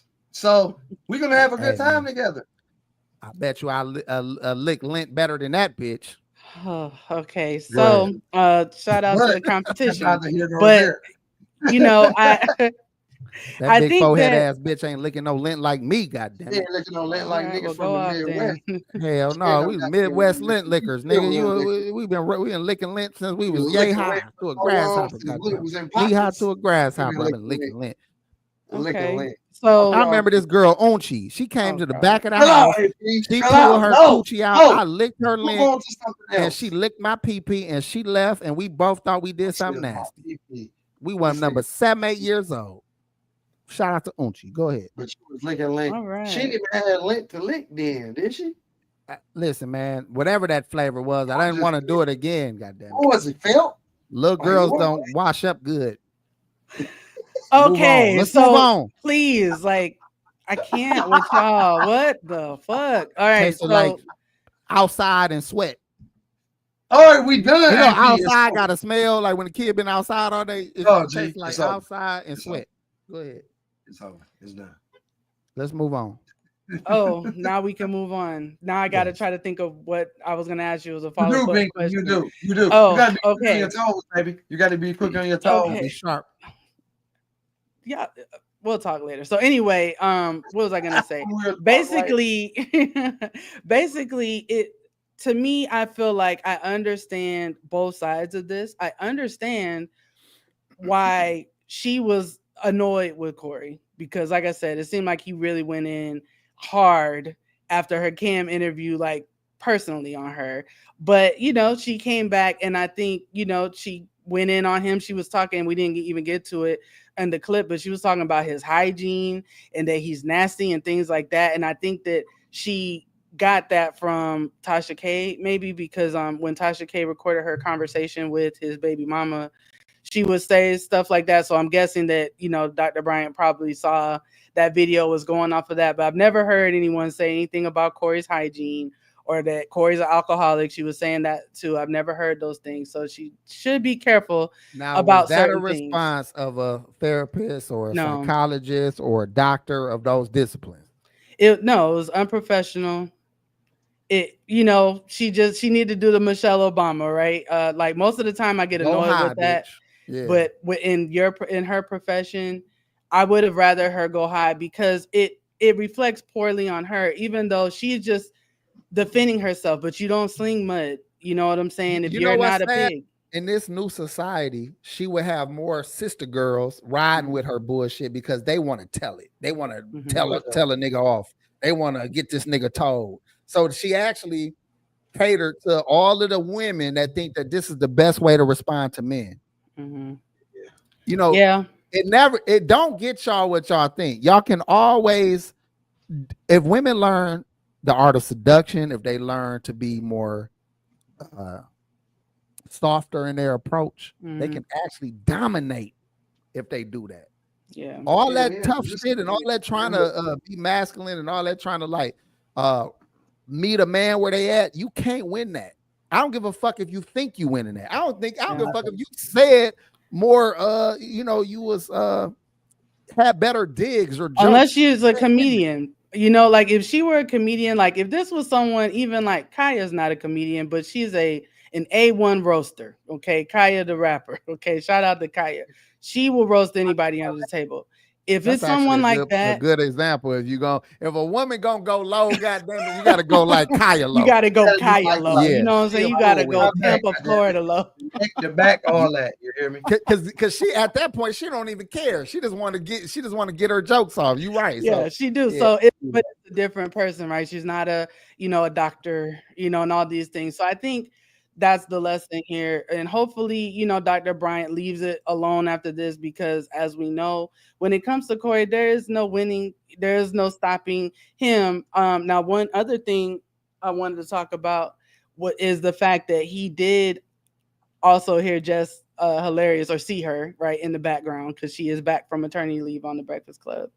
And he was kind of going back in on her and talking about how, she's still fat from having her baby. And, he talked about the whole origin of their beef, which for those that don't remember, it stemmed from Corey talking shit about her because she had a picture of herself with her son, who I think maybe was like 3 or 4 at the time. I think they were naked but covered up in the picture, and this picture was circulating the internet. And this is when he still had a Twitter, and I remember this because he was going in. He did not know that Jess was a comedian herself, but she was an up and coming, social media. Go ahead.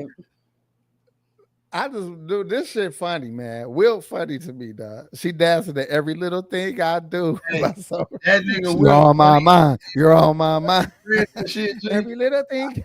I damn near died laughing. That shit funny, dog. Go ahead, man.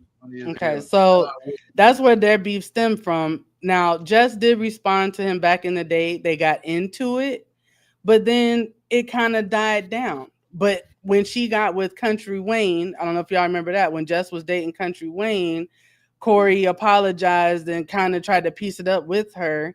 And then all of a sudden started talking shit about her again. So it's like, even when women leave him alone and don't talk about him and leave the shit alone, he just gets in his feelings about it, and he will just continually talk about them for 10 and 15 years, like his baby mama, who again we never heard from, excuse me.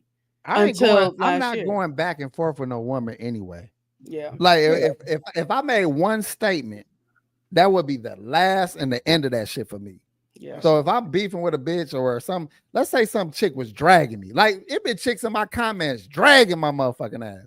I just hit the fucking like button on the shit or hit the heart button. Hit like, the all heart right, so bitch, they can you see got you it. saw You it. got yours off. All right, bitch, whatever. You know, or I laugh like, damn, that bitch was going flaming my ass. This one bitch was talking about all the folds in my forehead. She was killing my shit. I was like, God damn. What, this is on AP for life? Laughed.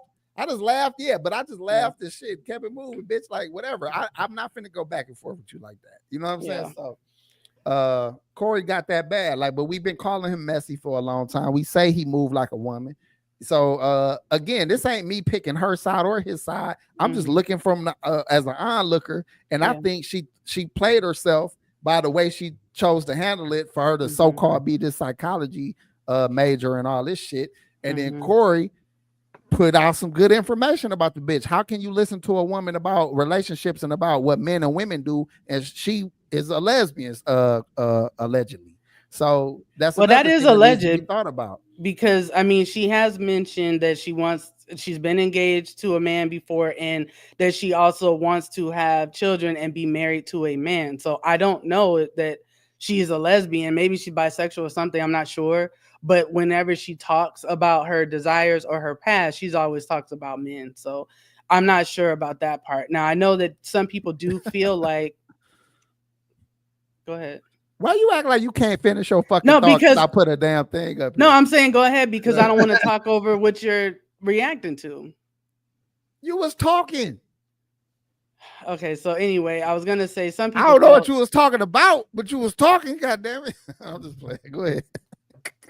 Some people feel like you can't take relationship advice from a single woman, but a lot of people didn't have problem taking relationship advice from Kevin Samuels. I think that at times people that have failed at relationships do have something to offer as far as maybe things, don't do because maybe they've learned, some behaviors that work negatively for them, and they have some information that way. And I don't think it's a do as I say to have success. It's just, hey, this is my experience. And this is the outcomes you can get from doing these certain things. So I think there's a lot to be learned from everybody. Yeah, I think we should listen to everybody, but everybody shouldn't self-proclaim themselves as doctors or someone that got the answers if you don't. That's the real issue. Like, I could listen to anybody's story or anybody's life lessons or life experiences, but don't posture yourself as doctor this, doctor that, when you just showed me that you can't even control yourself in a simple situation like that between you and Corey. I wouldn't trust her as somebody to give me guidance after that. She could not deal with AP. She couldn't. Seriously. I hate my guts. And she would not be able to because she'd be like, look at the folds in your forehead, though. You got folds in your forehead. It takes a special temperament. Okay, shout out to the great 1773. He said the doctor ate Corey. She nitpicks him to the point that I think she listens to the 3G's show. Corey's exposing was weak. He acts like his research extends beyond Google, IG, and Facebook. Fuck out of here. That's the thing too. They be acting like they doing some deep undercover shit, and it's like you just Google. It ain't nothing but Gooch fat ass laying on his fucking bed and shit, sending this nigga Googles and shit. Like, screenshot of this bitch social media. She got all this shit. It ain't private. Ain't none of her pictures private. This nigga going to screenshot pictures. Like, bro, you not dropping you ain't dropping no, you know what I'm trying to say. No, I get it. I mean, hopefully they got all the shit on you and shit. Like, hopefully they chill got out. A green car. What kind of nigga got a green car? Like, nigga, he posted that, nigga. Obviously, he's not ashamed of it, right? But hopefully they leave each other alone at this point. It is a fallacy to say that Corey is unsuccessful. He's not as big as like we probably know he could be. She did make a point about the fact that he's talented, but he's not where he could be because people probably don't want to work with him. Now that's a point that I've heard made about him before, but to say that he's like unsuccessful is untrue. 5150 is a staple. It is a legendary show, and his stand-ups, he is a well-traveled, comedian throughout our community. And sometimes we have to realize that our community stamping somebody is good enough. Like, you don't need to be stamped by white people. You don't need to be stamped by the industry to matter. And I feel like we've been stamped him, and that matters. Good point. I appreciate that you brought that up, because he is, you know, that's like the Marlon Wayne situation. Like he is highly respected in the black community. Don't no outsider and don't nobody else get to take that away from these people. Yeah, G, that's like niggas bringing up like Ricky Harris, goddamn it, Robin Harrison. You feel what I'm saying? Like Corey Holcomb, he walks. He's in there. Yeah, he's in their lane for sure. Bring him up in those conversations, my nigga. You feel what I'm saying? Like, despite anything anybody think about the man or anything like that, guess what? He can't be brought up in those conversations, my nigga, with the greats. That's real talk. Mm-hmm. Hey, shout out to OG. OG Mon says, does having a doctorate degree make you a doctor? I think you still need to be licensed to practice a certain form of medicine or to give out prescriptions and all that shit. You still gotta, you can get the degree, but you still got to get certified. Okay, I don't know exactly how do you get to claim doctor. I'm thinking about giving out how that works. That's what he on. He like shit. If I get a yes, having a PhD makes you a doctor, not a medical doctor, but a doctor of psychology. So philosophy, excuse me. Thank you, great one, for that information. So there you go. Yeah. Okay, so all right, we've gotten through the foo-foo for the show today. So we actually wanted to talk this week about the wealth gap in America. And why are you looking like that, AP? Wait, no, you to fucking finish. Why the hell do you keep stopping? No, because you look like you look like you. Listen, I'm reading. Talk. I'm looking at the comments. Okay. I just gotta make sure. Like, I don't know, it'll be feeling like I'm doing a bad job sometimes. So wanted to talk about PTSD from being the host and shit. Yeah, Dr. Bryant, you don't want this job, girl. You're doing a good job. And nobody stopped you and nobody said that. Go ahead. Okay. So we wanted to talk about the wealth gap in America because obviously the economy is on everybody's mind, even more so now than ever. And we wanted to really kind of understand, even for ourselves, like how the wealth gap works in America, what it really means, what it means for us. Is it possible to close the thing?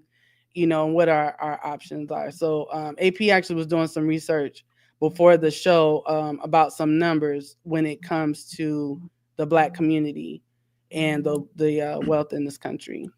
Yes, and I'm going to share them with you guys right now because that was interesting because we keep talking about the wealth gap, and a lot of the internet gurus was using the wealth gap, and we're going to close the wealth gap to sell you a lot of goods and services that didn't teach you shit. But we're going to talk about it more practically if we can. We're going to attempt to, at least. Let me just pull up the little information that I was looking at, and so this is the percentage of distribution of household income in the United States, but this is from 2023 by race and ethnicity, right? So according to this little study here, it says that it's only 15% of white Americans that make between 50 and 75K a year, but it's 17% of Black households that make between 50 and 75. Now, between 75,000 and 100,000 is 12% of whites, and it's 12.1% of Blacks. So that's pretty even of people that make 75,000 to 100,000. But once you get to the higher annual incomes, you start to see the differences. So 100,000 to 150,000, 17.8% white families have that annual income, and only 13.2% of Black families have that income. And out of the people that make 150 to 200,000 per household, 10% of whites make that, and only 5.5% Blacks make between 150 and 200,000. So the more annual income, the higher it gets, the less and less, or the more the gap and the difference between white Americans and Black Americans is seen. But it's pretty even killed, up until about the 100, 150 range. Mm-hmm. What's causing that? I believe it's education. I believe it's a mindset. I do not believe it's anything that is in practice stopping black families from making more. Like not in current practice, you mean? Well, everything in America was built on a Anglo-Saxon white supremacist, concept. When they were talking about Americans, they didn't have black people in mind. Mm-hmm. But we're at a place now where to make 200,000 in a household, they said 10.6% or something like that of whites can make 200,000 in the household right now, but only 5.5% black families can do that. I think it's because very rarely do you have both the man and the woman in the household making $100K a year, because that would put you at 200 easy. Mm-hmm. So, and we know that just from our own families, typically you might got one educated person married to a guy who works a regular job, or one guy who makes a little money, but the wife works, she didn't go to a higher degree, or she's a homemaker. Homemaker, or she makes 70K, or, and he makes 80, So I'm just saying the combined income of typical white families is what I notice is the wife be a damn nurse, even if she don't do shit else, the bitch be a nurse. She might put 80, 8,500 easy, and the husband might own a little contracting business where he make 100. Yeah. So now they family, they regular ass motherfuckers, right? They ain't doing nothing no greater than you, but they both are bringing in that money to make 200. Mm-hmm. In a typical black family, you tend to see one person carrying the income of the household, or one person carrying the majority of the income. Because all the black families that do what they do, meaning get the higher education or have the businesses and the higher education, they do make over 200,000. So all it is more of these other groups are socialized or raised and trained even to go and at least secure them somewhat of a degree, even if it's some bullshit.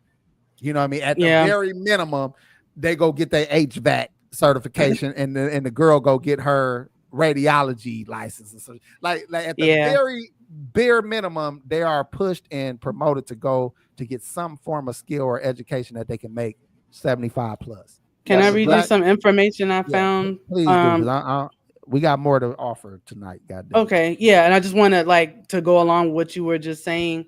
I think another part of what creates that wealth gap is that we don't circulate our money within the community the way that other people do. So I found this information. It says the higher the circulation of dollars in a community, the greater the economic stability and opportunities for economic growth. According to this study, Selig Center for Economic Growth, money circulates one time within the African American community compared to more than 6 times in the Latino community, 9 times in the Asian community, and an unlimited amount of times within the white community. Mm-hmm. It says a Black Star Project study on racial wealth gap calculates that $1 circulates 6 hours in the Black community, 20 days in the Jewish community, and 30 days in the Asian community. So 6 hours compared to almost a month and a month. That is a huge difference. And we kind of saw that anyway, right? Like when we look at all this stuff that happened with the PPP loans and things, like whenever we get even big tax refunds, the first thing people want to do is buy European designer, right? Or they want to buy TVs. They don't want to go and buy the toilet paper from the black man. He took the words out of my fucking mouth. But this is a mindset problem. Mm-hmm. This is literally a mindset problem, and we're gonna talk about that. I want to read this real quick. I want to address this because this is funny, but it needs to be addressed. Okay, Mariah Sincere says, I rarely meet black men that went to college that I like. They all be having something gay about them to me. I wish I could change my mindset, but I can't. Now, this is fucked up too, because I damn near feel her on this, but I think you're talking about the universities. A lot of niggas that be in fraternities, a lot of even athletes, they got this real buddy slap each other on the ass kind of attitude. But that's not all of them. So you just choosing to ignore niggas with education. And then you got to look at the ones who went to trade school or went to community college. They are able to make $100,000 a year. They might have, got enough education where they can get into a certain type of industry where they can make good money. Women like to disregard men that make money because there's an image that y'all got in y'all mind of a nigga that wear a suit or a nigga that's an athlete that wear a gold chain or whatever, a diamond out chain. Like y'all have an idea of what wealthy look like. But the wealthy nigga got a flannel on, got a bullshit ass truck driver hat. He owned like 7-8 properties, got a pickup truck, got some dirty ass shoes got some dirty ass boots on. He get dressed up when it's time to get dressed up. Any other time, he don't give a fuck. That's a wealthy nigga right there. That nigga probably got 3 or 4 M's. So y'all just have a different view of what success look like. And there's a lot of women that lose out on having a counterpart in the house that can also make more than a lot of women that went to college because they can't identify what a successful man looks like. I just want to throw that in there. Not saying her in general, but I've seen that be a trend with a lot of people. Perception is a motherfucker, though, AP, like you said. You know what I'm saying? Like perception is a motherfucker. What you saying it without saying it, perception is a motherfucker. Hey, even like it ain't even just a blue collar situation. I used to work for a manufacturing company, right? A lot of people there made good money, 70K, 75K, around that, and no degrees, but niggas was still pulling like 70K a year. Yeah. The CEO of that company was making 200 racks a year, dressed fucking regular than a bitch. Motherfucker. He used to wear little bullshit ass shirts, little bullshit ass Walmart shoes, and rich as a motherfucker. You know what I'm saying? So again, a lot of women cannot identify success because they think that the niggas that's showing wealth got money, and that's typically never the case. Yeah. But Do you see Great One's comment? No, go into it. So the Great One said, take it from a man with an advanced degree and a wife with an advanced degree. Skilled workers get paid off of us. We can buy a home and vehicles, but we end up paying skilled laborers for upkeep. Listen, I just spent 6 G's in the last 3 weeks paying somebody else to do some work that I couldn't do. That you couldn't do. Skilled workers. Yeah. 6 stacks. Like fuck. Matter of fact, I thought I was getting over because I had it was less than that, but then I turned around and had to pay a plumber for some other shit that was $1,300. I was like, fuck, man. So and all that nigga did was there for 30 minutes. But this is the thing too, though, G. He made $1,300 in 30 minutes. Check this out, though, G. Like a lot of people don't understand, like the guy behind the scenes that's doing the work, like the materials, the labor time for a motherfucker doing it, because you might have to figure out a problem where it's an issue where you caught up and it's stopping you from getting your motherfucking job done completely. You feel what I'm saying? Like, and that's gonna take time. You feel what I'm saying? And that time costs money. Nigga, 30 minutes ain't no 1,300. This nigga unscrewed a pipe, screwed another pipe, put a new wedge on some shit, and it was like, hey, all right, Mr. Pace, I'm gonna go ahead and get on out of here. I'm like, I saw that invoice, like, God damn, nigga. Listen, guess what? If you want me, you gonna pay for my time. Hey man, fuck that. If you don't know how to do it, guess what? You gonna pay for what I know. No, but that's what you're paying for. You paying for the knowledge that you don't have, or doing something that you don't want to do. So let me go into this issue of, damn. I hope I didn't lose my train of thought. We were talking before I went into that shit about school. Circulating money. Circulating money. Thank you very much, Binky. You was on point tonight. Okay, so circulating money, right? We don't trust each other. This is the issue too, right? Because we don't trust each other, it's hard to get black money to invest in black people. So a lot of the investment money that you're getting is coming from white people or white banks. Let's start there for all you people that think all white people racist. Most money that you're going to get is going to come from white people or white banks or white investors. But when you got rich black folks, you have to sell to them even harder to trust you with their money. You have to have proof of concept of any business that you're going to start. And that's another thing that a lot of black business owners, we kind of miss out on that part because we take government money. Like the government's going to give me a $25,000 tax credit if I... Nigga, if you don't got proof of concept of your business and you ain't put your own money behind it yet and you ain't build it up from nothing to something first, don't get no money from nobody. Hey, don't. Hey, go ahead, G. I don't want to cut you off, G, but listen, it's just like everybody grew up in the hood, and if you grew up a hustling ass nigga, guess what? The dope man in the motherfucking hood, he got to know that you a grinding ass nigga in order for him to front you something, to give you something, to trust you with his money. And that's how the world works. Whether you're on the streets or you in the motherfucking boardroom, any kind of business that you got going on, it works just like that. It's nothing different. I'm just giving you another way to look at it. And I agree with you 100%. But this is what I'm saying. But then this is another point I want to make. We're typically building up our businesses without the funding, because we don't got black dollars that trust us. And then we got to prove ourselves to white or black people to get some real money. So we're starting our businesses with a lack already. We're starting it with less employees than we probably need for good service. We're starting it with less, product than we probably need to keep up with demand if we get one. So we start off harder to even generate these type of things. And like Binky said, we don't shop with each other. That soon as we get the dollar, we go spend with an established white company or established white business or another group. But this would be fixed. Now, this is what I want to say. If we stop trying to be business owners first, and we go get degrees, and me and my wife making 100 bands a year, guess what? We can fund our own fucking business. We don't need to fundraise when we both making 100K. And instead of us going out every weekend, drinking and smoking and buying clothes, we save our money and fund our own business. We actually have, for one, we can go borrow. We don't need to borrow 500,000. We only need to borrow 150,000. We can fund the other 200 ourselves, or whatever the case. Yeah. People need to stop shying away from building their income up or fundraising by hard work and a good degree. A lot of these people that you see winning in life, and I'm flustered, y'all, but I just watched 2 documentaries the other day. One was about the black elite. One was about the wealth gap in the white communities and shit like that.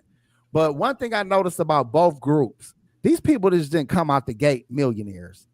They either worked a job and had a degree in something and they were making money and then they got into business. Or, it was some form of hard work involved. A lot of us think that we could just build it and they will come. You have to have things established before you get started. Not just, you have your shit in order before you even get started. We like to just go off of hope and we not, and then we mad at each other. You don't support my business. I mean, was it really a business? I mean, you threw some shit together and you want me to fuck with that. You know what I'm saying? Exactly, yeah. We gotta get basically what you're saying is you gotta know that your plan A is gonna be the goddamn only plan. You hear me? You can't have a goddamn plan B, motherfucker, taking away motherfucking energy from your goddamn plan A that you built. You feel what I'm saying? So you gotta be 100% all ball into whatever the fuck you doing. And put your 100% all into it. You're right. Let me address this. Toke Champs podcast at AP. That doesn't mean white folks ain't racist. They get money from us if we get it from them tenfold. You're right. It don't mean they not racist. You're right. But money is gonna.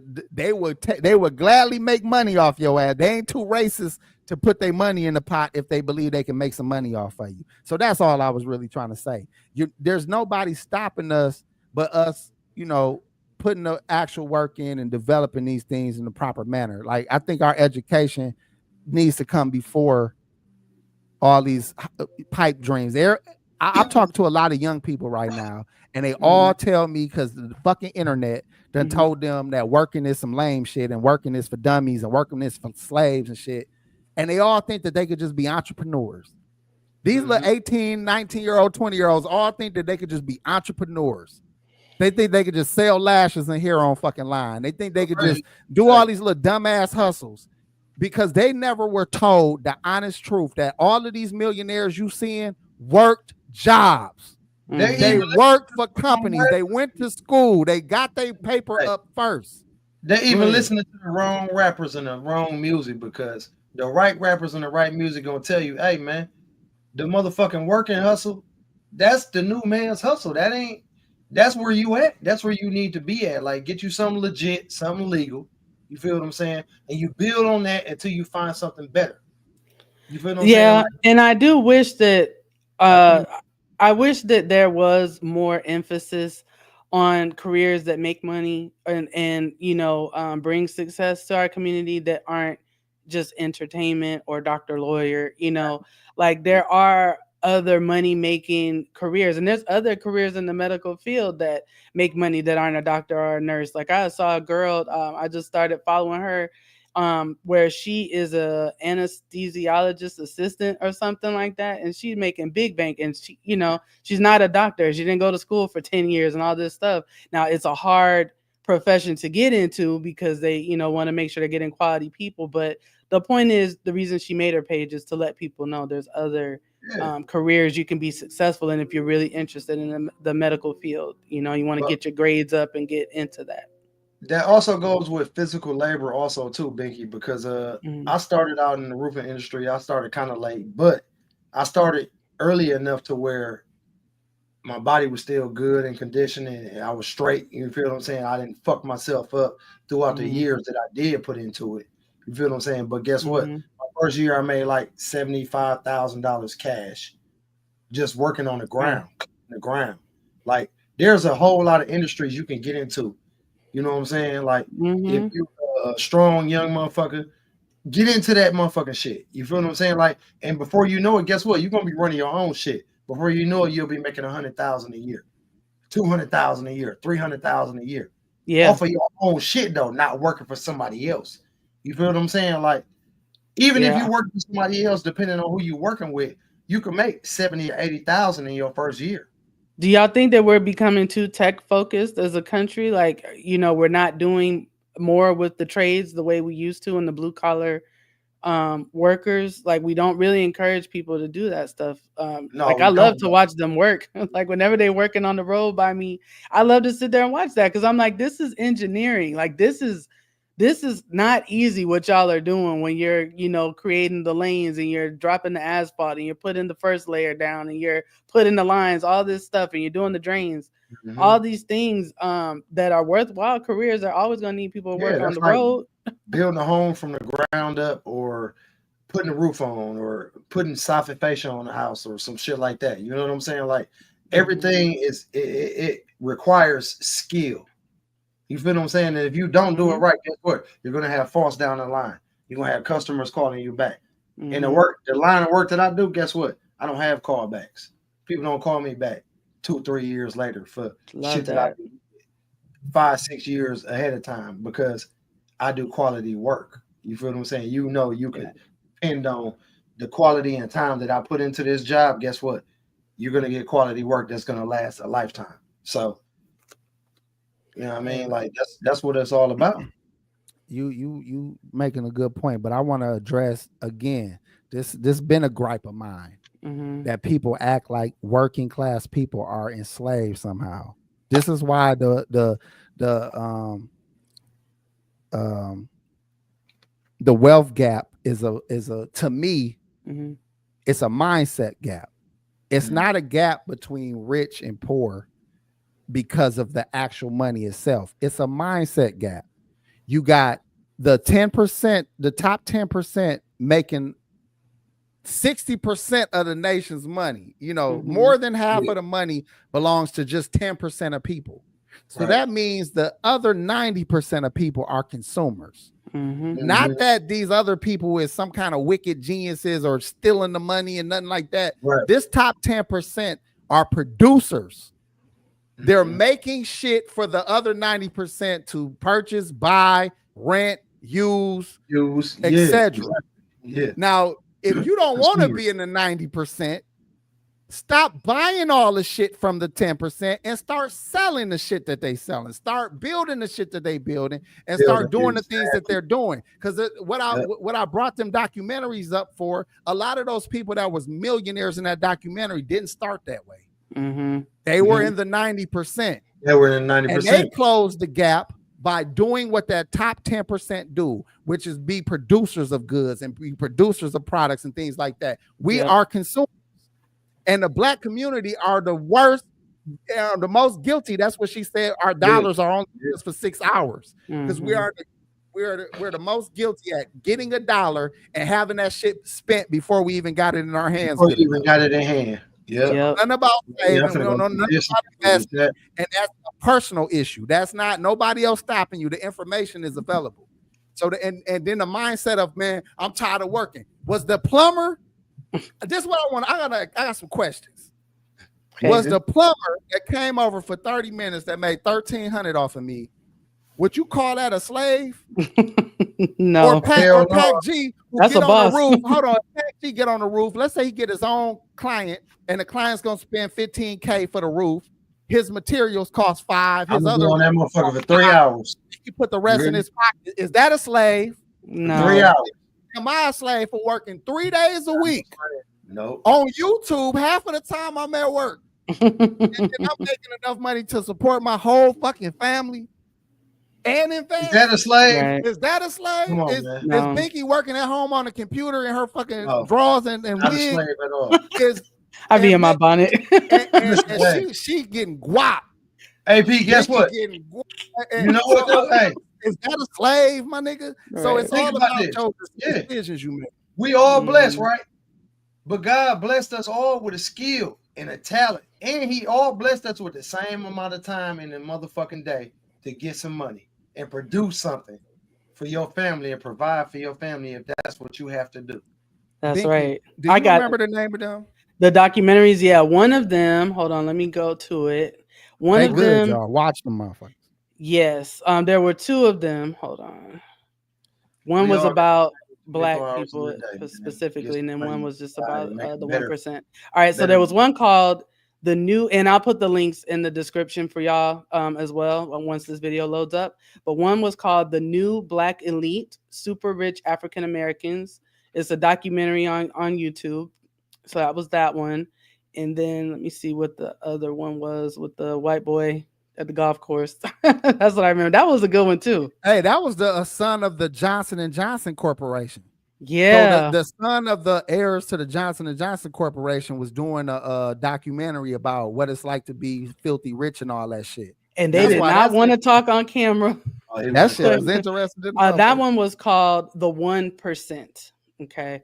So yeah, I will link both of these. They're both on YouTube in full documentaries, about an hour, 15 minutes or so each. So I'll make sure that I put those down for you because they are worth watching. And even like the one where they had with the black elite, right? Like it seemed like they were almost like a couple of them were kind of sad that they were such a minority, right? Like when they're going to these glitzy parties and these networking events and they're, rubbing elbows with other people with money, they're like, yeah, once again, there's like two of us, two black couples in the room, and we're one of the two. So it's tough, But they had a black investor too, which I liked about that part. They had an old MLB baseball player and his wife, who was black as well, invested in this black hair product company with this other black couple. So again, yes. And it shows a mindset thing, because one thing all those people had in common, they was hardworking motherfuckers, and they was not making excuses for not having shit. They was going to get it. Exactly. Yeah. The same way Big Meech became Big Meech is the same way a lot of these other multimillionaire people who are black goes through the proper channels to be wealthy as well. It's about how you hustle. It's about what you make it. Are you gonna make excuses? It's a nigga that I'm gonna take you to some street shit. While Big Meech is rising to the top, a nigga like Big Meech, it's always a broke ass, hating, hustling ass nigga who keeps selling. He keep buying balls and keep using his money to smoke and eat chicken and be broke. But he mad at the nigga for flipping his weight and becoming a nigga with bricks. We had the same opportunity, the same things. And you chose to, every time you got some money in your pocket, to blow it. And I chose to buy more dope.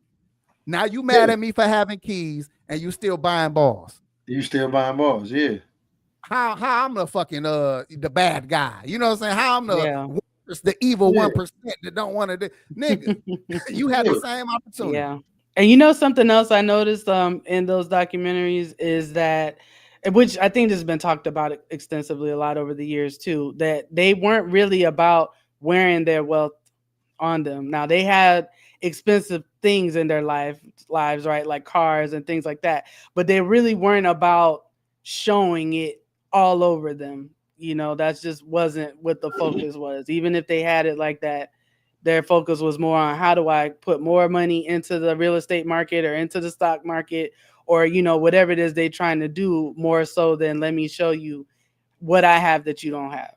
Hey, OG Mont, I could probably name about 4 black stores and 1 black-owned gas station where me and AP live at. Yeah, I hope that 1 black gas station still open. Shit, it was open a couple years ago.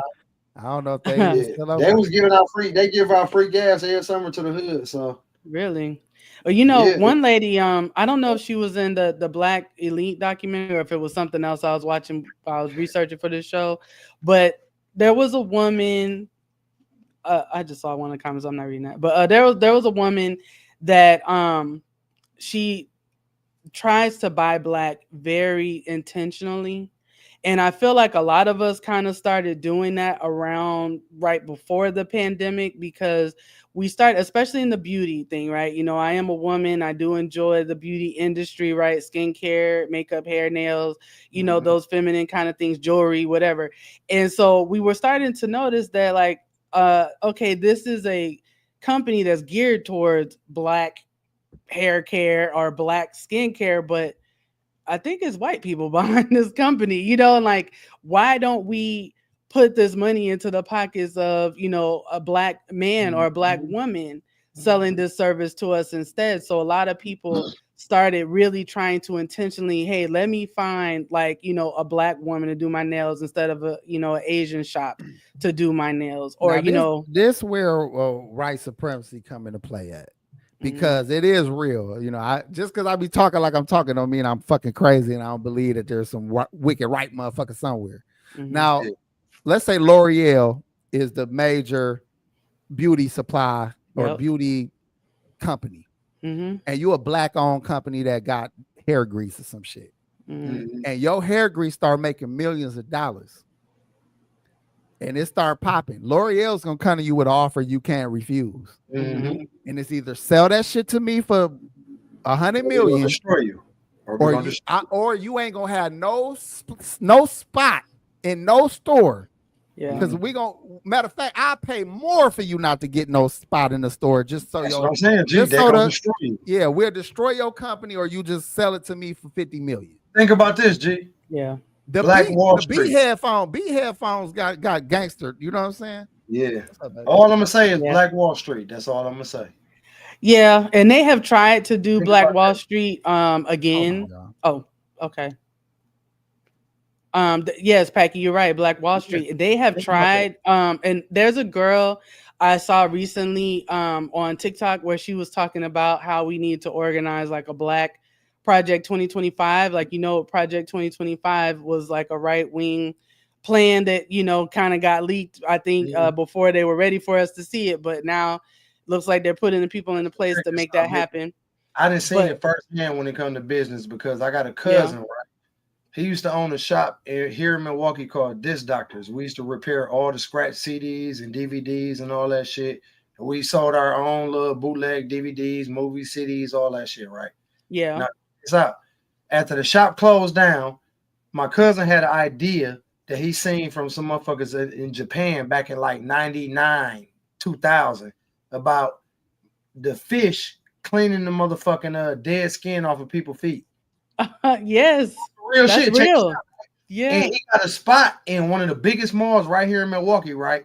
And then the mall, they approved him for it and everything. And then some Asian motherfuckers came in and they just booted cuz out and was like, oh no, we don't approve you no more. We don't approve him. I swear to God, because he black. I swear to God, I seen it firsthand. That happens a lot too, Packy. I swear to God, yeah. Even with the hair industry, even with the hair industry, it's like that, Packy. Like it's difficult to get into if you're not, you know, part of certain communities like Asian, you know, or Arab, whatever. They will block you out of it. They booted cuz out. Cuz had his whole spot ready, everything, all the all the spies, everything ready.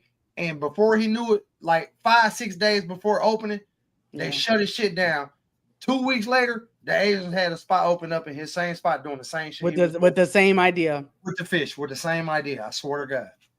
But do you think if people really do get together, right, and really organize, like Black people that are engineers, because that's what the young lady was saying, like we should get, you know, our Black doctors, Black scientists, our Black engineers, our Black psychologists, you know, our people with some education, with some money, with some ideas, together to try to organize. If we got something like that going, do you think it would help us start to close the gap? I mean, we may not see big change in our time, but we got to start somewhere. It might make a small impact, but it wouldn't really, because I think we still gonna have a force behind us that's gonna try to stop us and not help us get to our goal. Well, again, I still think that, like what I described about how they'll squeeze you out of the stores, and you got to have your own stores. You got to have your own trucks. You got to have your own, you know, you got to have your own system. It can't just be one thing. It has to be everything. You know what I'm saying? You got to have your own manufacturing companies. It was a Black, in one of them documentaries, it's this dude who got a Black owned, he's starting to try to start his own Amazon, if you will, where he got got his own warehouse where he housed Black products, where everything can be shipped off of one Black warehouse. That's dope as but fuck. They asked him a lot of questions, and a lot of them Black products came from China. You know what I'm saying? So we have a ways to go. We gotta start just somewhere. like a lot of the white American products. Let me get to this next point. This is another reason why we fail, because we copy things that aren't even really, how can I say it? Like the eyelashes and the hair, let's say. Once a couple women making some money off that shit, 50,000 more bitches don't need to go jump into the eyelash and the hair product. Saturate the market. Exactly. Someone should watch that. There's 20 bitches making money off of this. What could I do how about I open a company that manufactures the wigs? How about I open a factory that manufactures the comb or manufactures the hair, the blow dryer? Like, how can we not find pieces that will complement those people's business instead of trying to jump in and be one more motherfucker on the block hustling? Real bad. We don't fix problems that we really got. We should have, if niggas eating ramen noodles, it should be a goddamn, you should be producing them motherfuckers. Yes. But you know what happens, AP? When they know that it's a Black person behind it, sometimes we do start to hate, right? Because I remember when Master P came out with the noodles, and they were like, "It's got so much sodium. Why would you come out with this kind of product?" And he's like, "But you buy it from the grocery store. You don't want to buy it from me." Shit, growing with the spoon. Let me tell you why manufacturing is the way. Because let's say I manufacture ramen noodles or whatever. Yeah.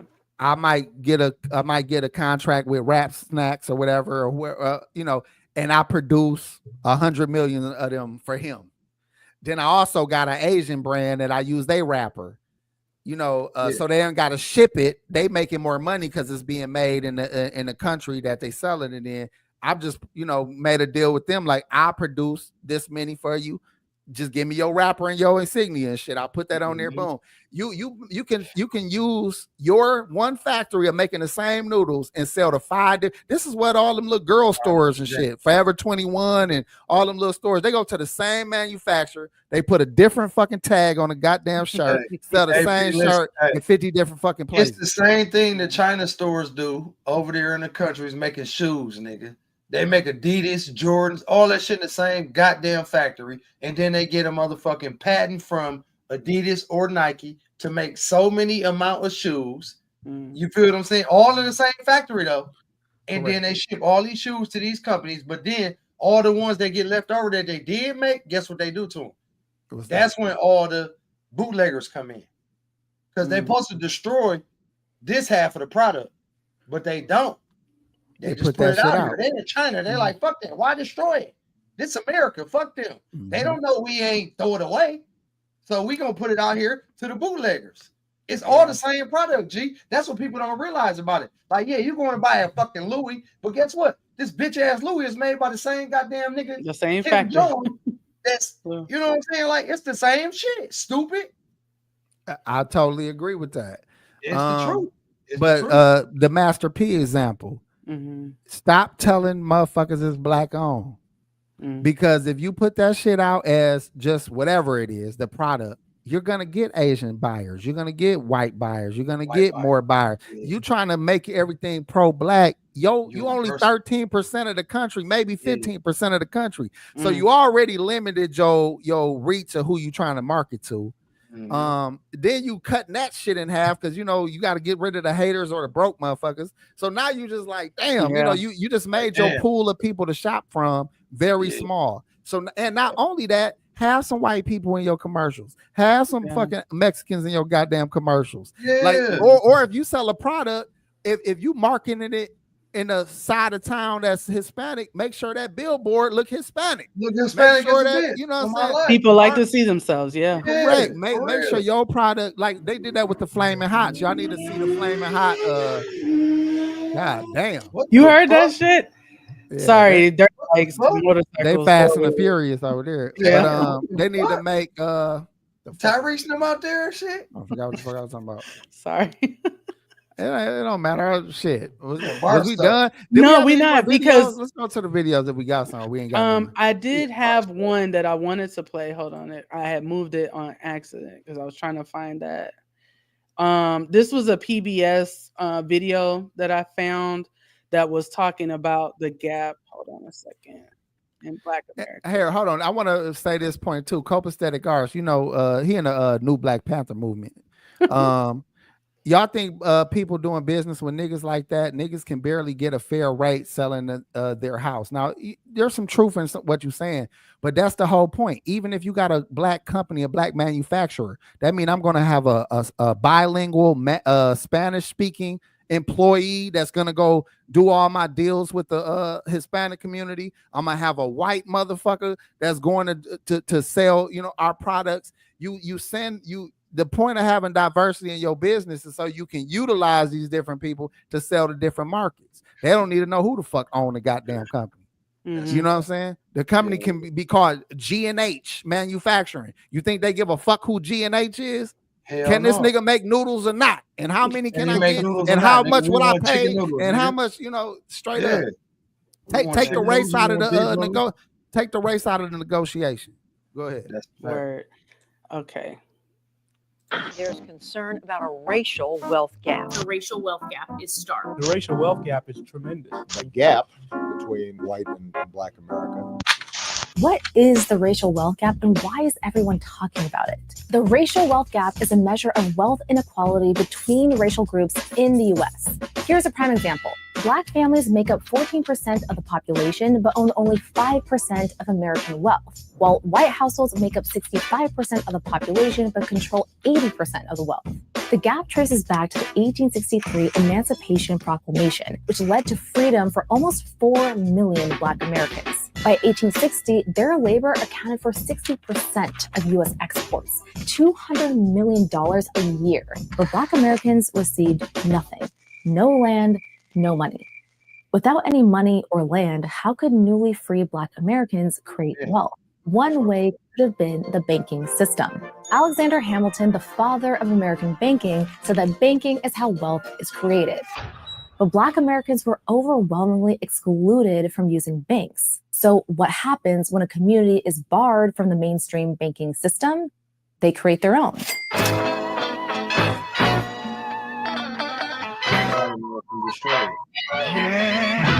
What'd you say? I said, then the white America destroy it. Oh, yeah. Or niggas take their money to the white bank because they thought the white bank was better than the black bank. The white bank because they ain't trusting the niggas with the money. Always. And I'm not going to play this whole thing, but just like a couple more minutes. Supposed to close the racial wealth gap. So what happened? For almost 200 years, there have been 3 unique barriers that have kept Black America from generating the wealth the Black community intended: discriminatory lending, housing discrimination, and economic segregation. First, let's talk about discriminatory lending.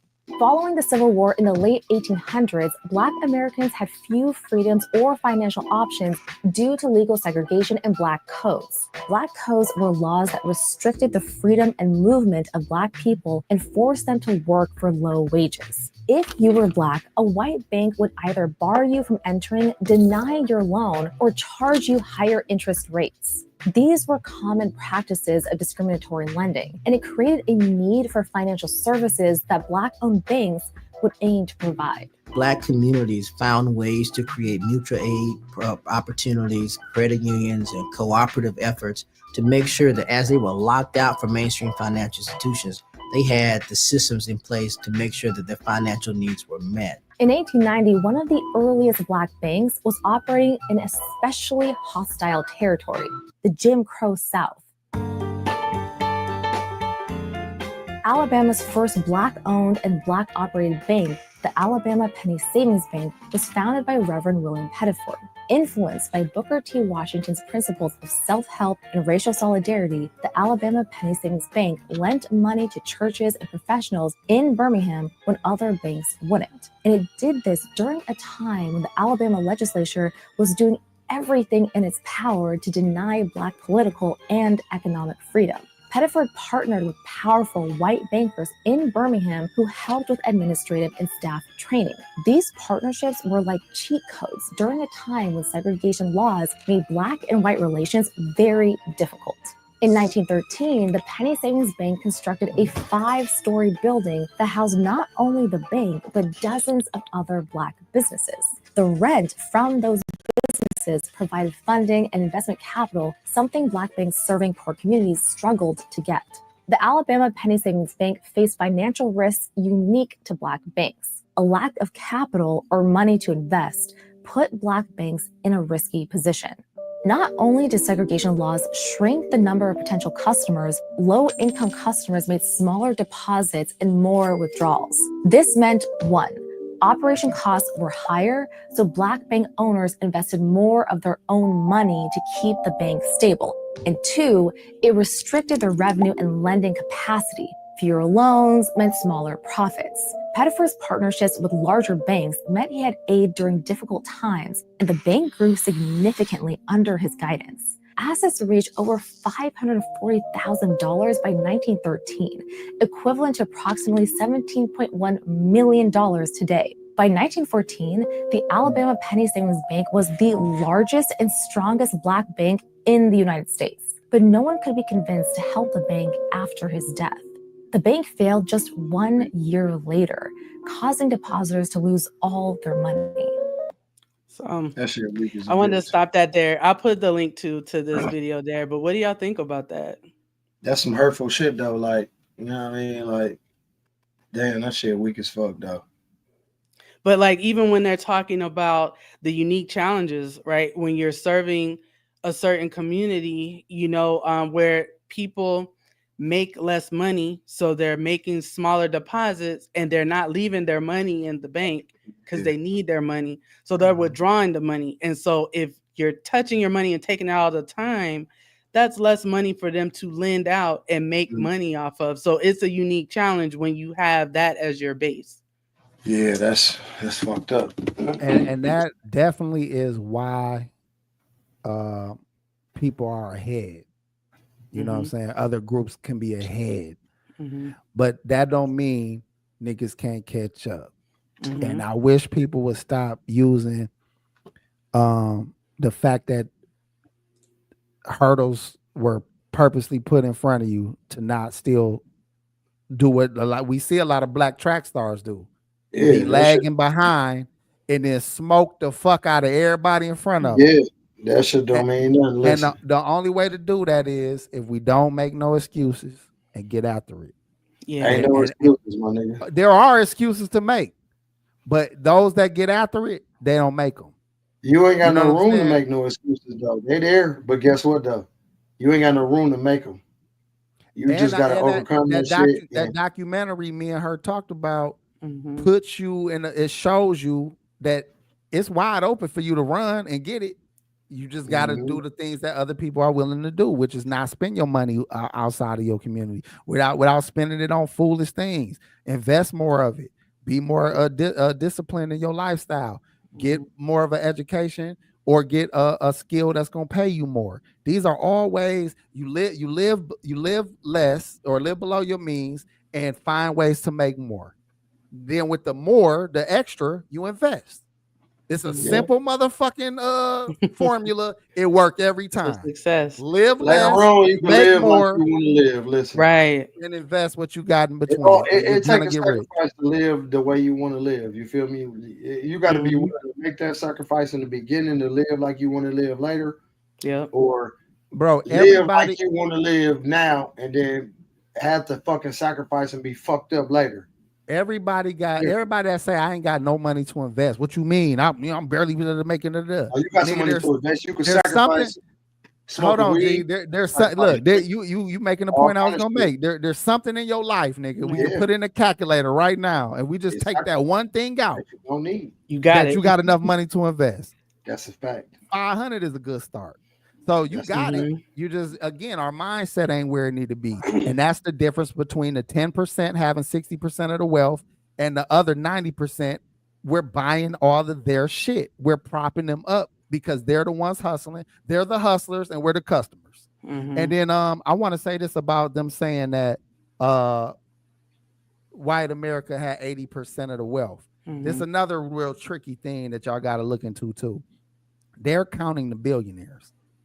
Yeah. So why it looks like such a big ass fucking disparity is because they're counting the billionaires. So white people, 80% of white people ain't got no fucking money. I'm telling you right now, they broke as fuck too. Yeah.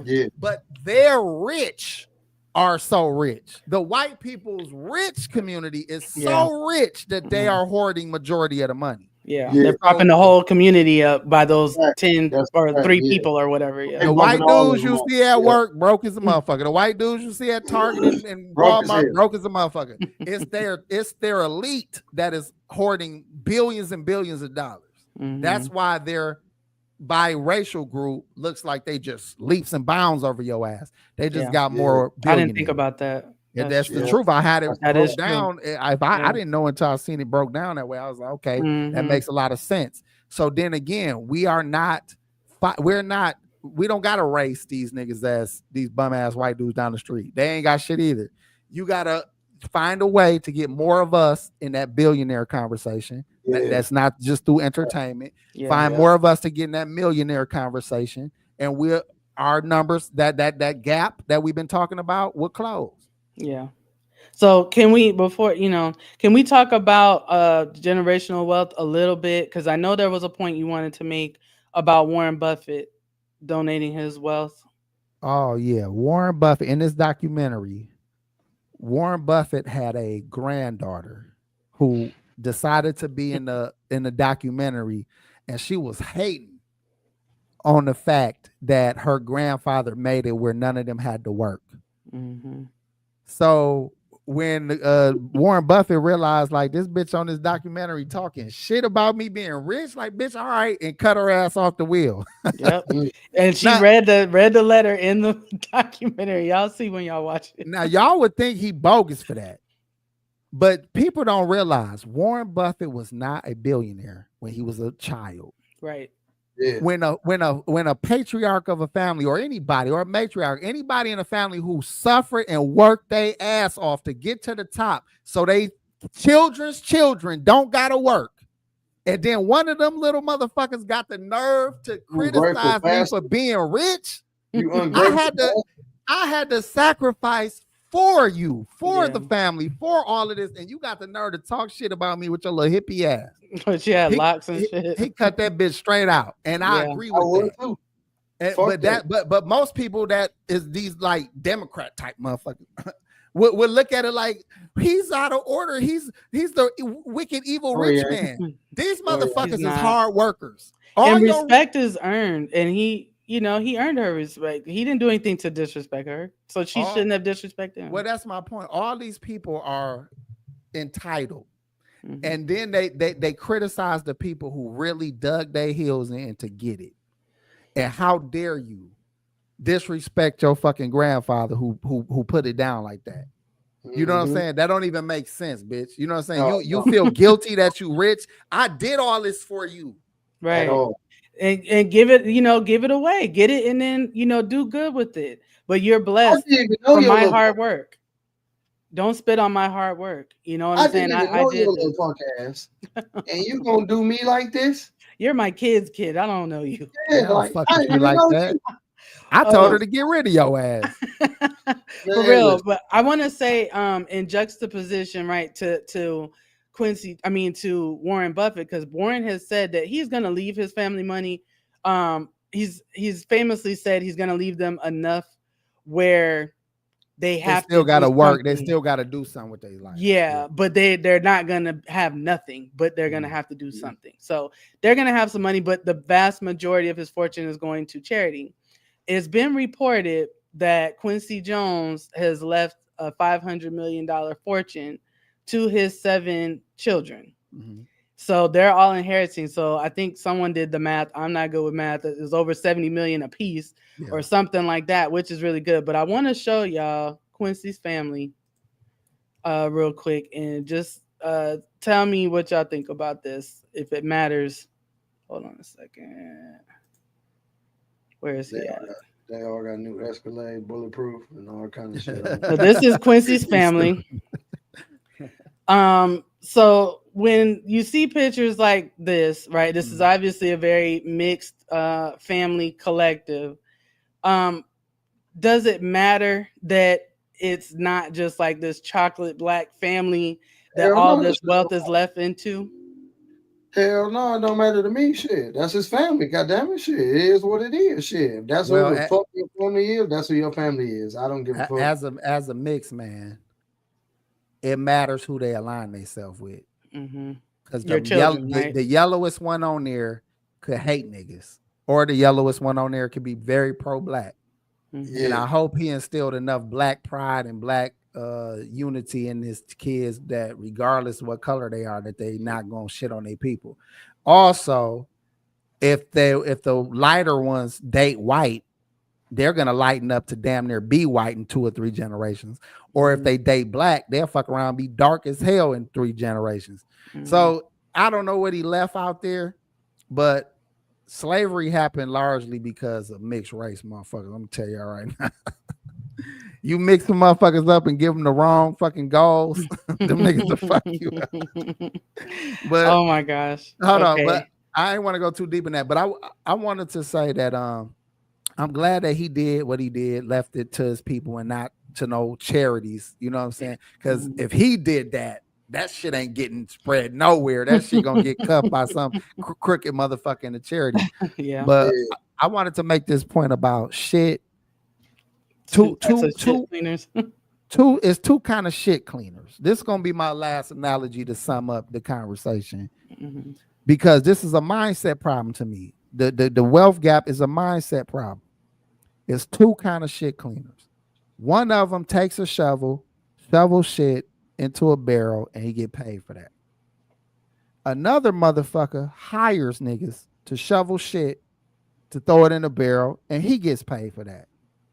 Both of them is shit shovelers, but one of them is employing shit shovelers, and the other one is physically shoveling the shit. So, but guess what? We all will look at a shit shoveler like, you a shit shoveler, but one of them might be a millionaire, and the other one might be making $20 an hour. Making $20 an hour, yeah. That is a mindset thing. Well, they both shovel shit, but one of them chose to make it a business, and the other one chose to work for that business.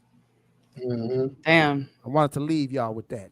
That's great. And we didn't even open the phone lines tonight, but I feel like this was a great conversation that we had about this. And like I said, I will make sure to link the documentaries that AP talked about, as well as the one that I briefly showed here, so that y'all can check those out and, get more out of that if you can. Well, shit, I ain't got nothing to say. You got something to say before we out of here, Packy? Shit. Shout out to 3G's, man. It was a great show to me. Yeah. I enjoyed it. Make sure y'all like the video, please, before y'all leave, and leave us a comment. We appreciate y'all spending time with us tonight, as always. Much love, man. Well, shit, we up out of here, y'all. Peace.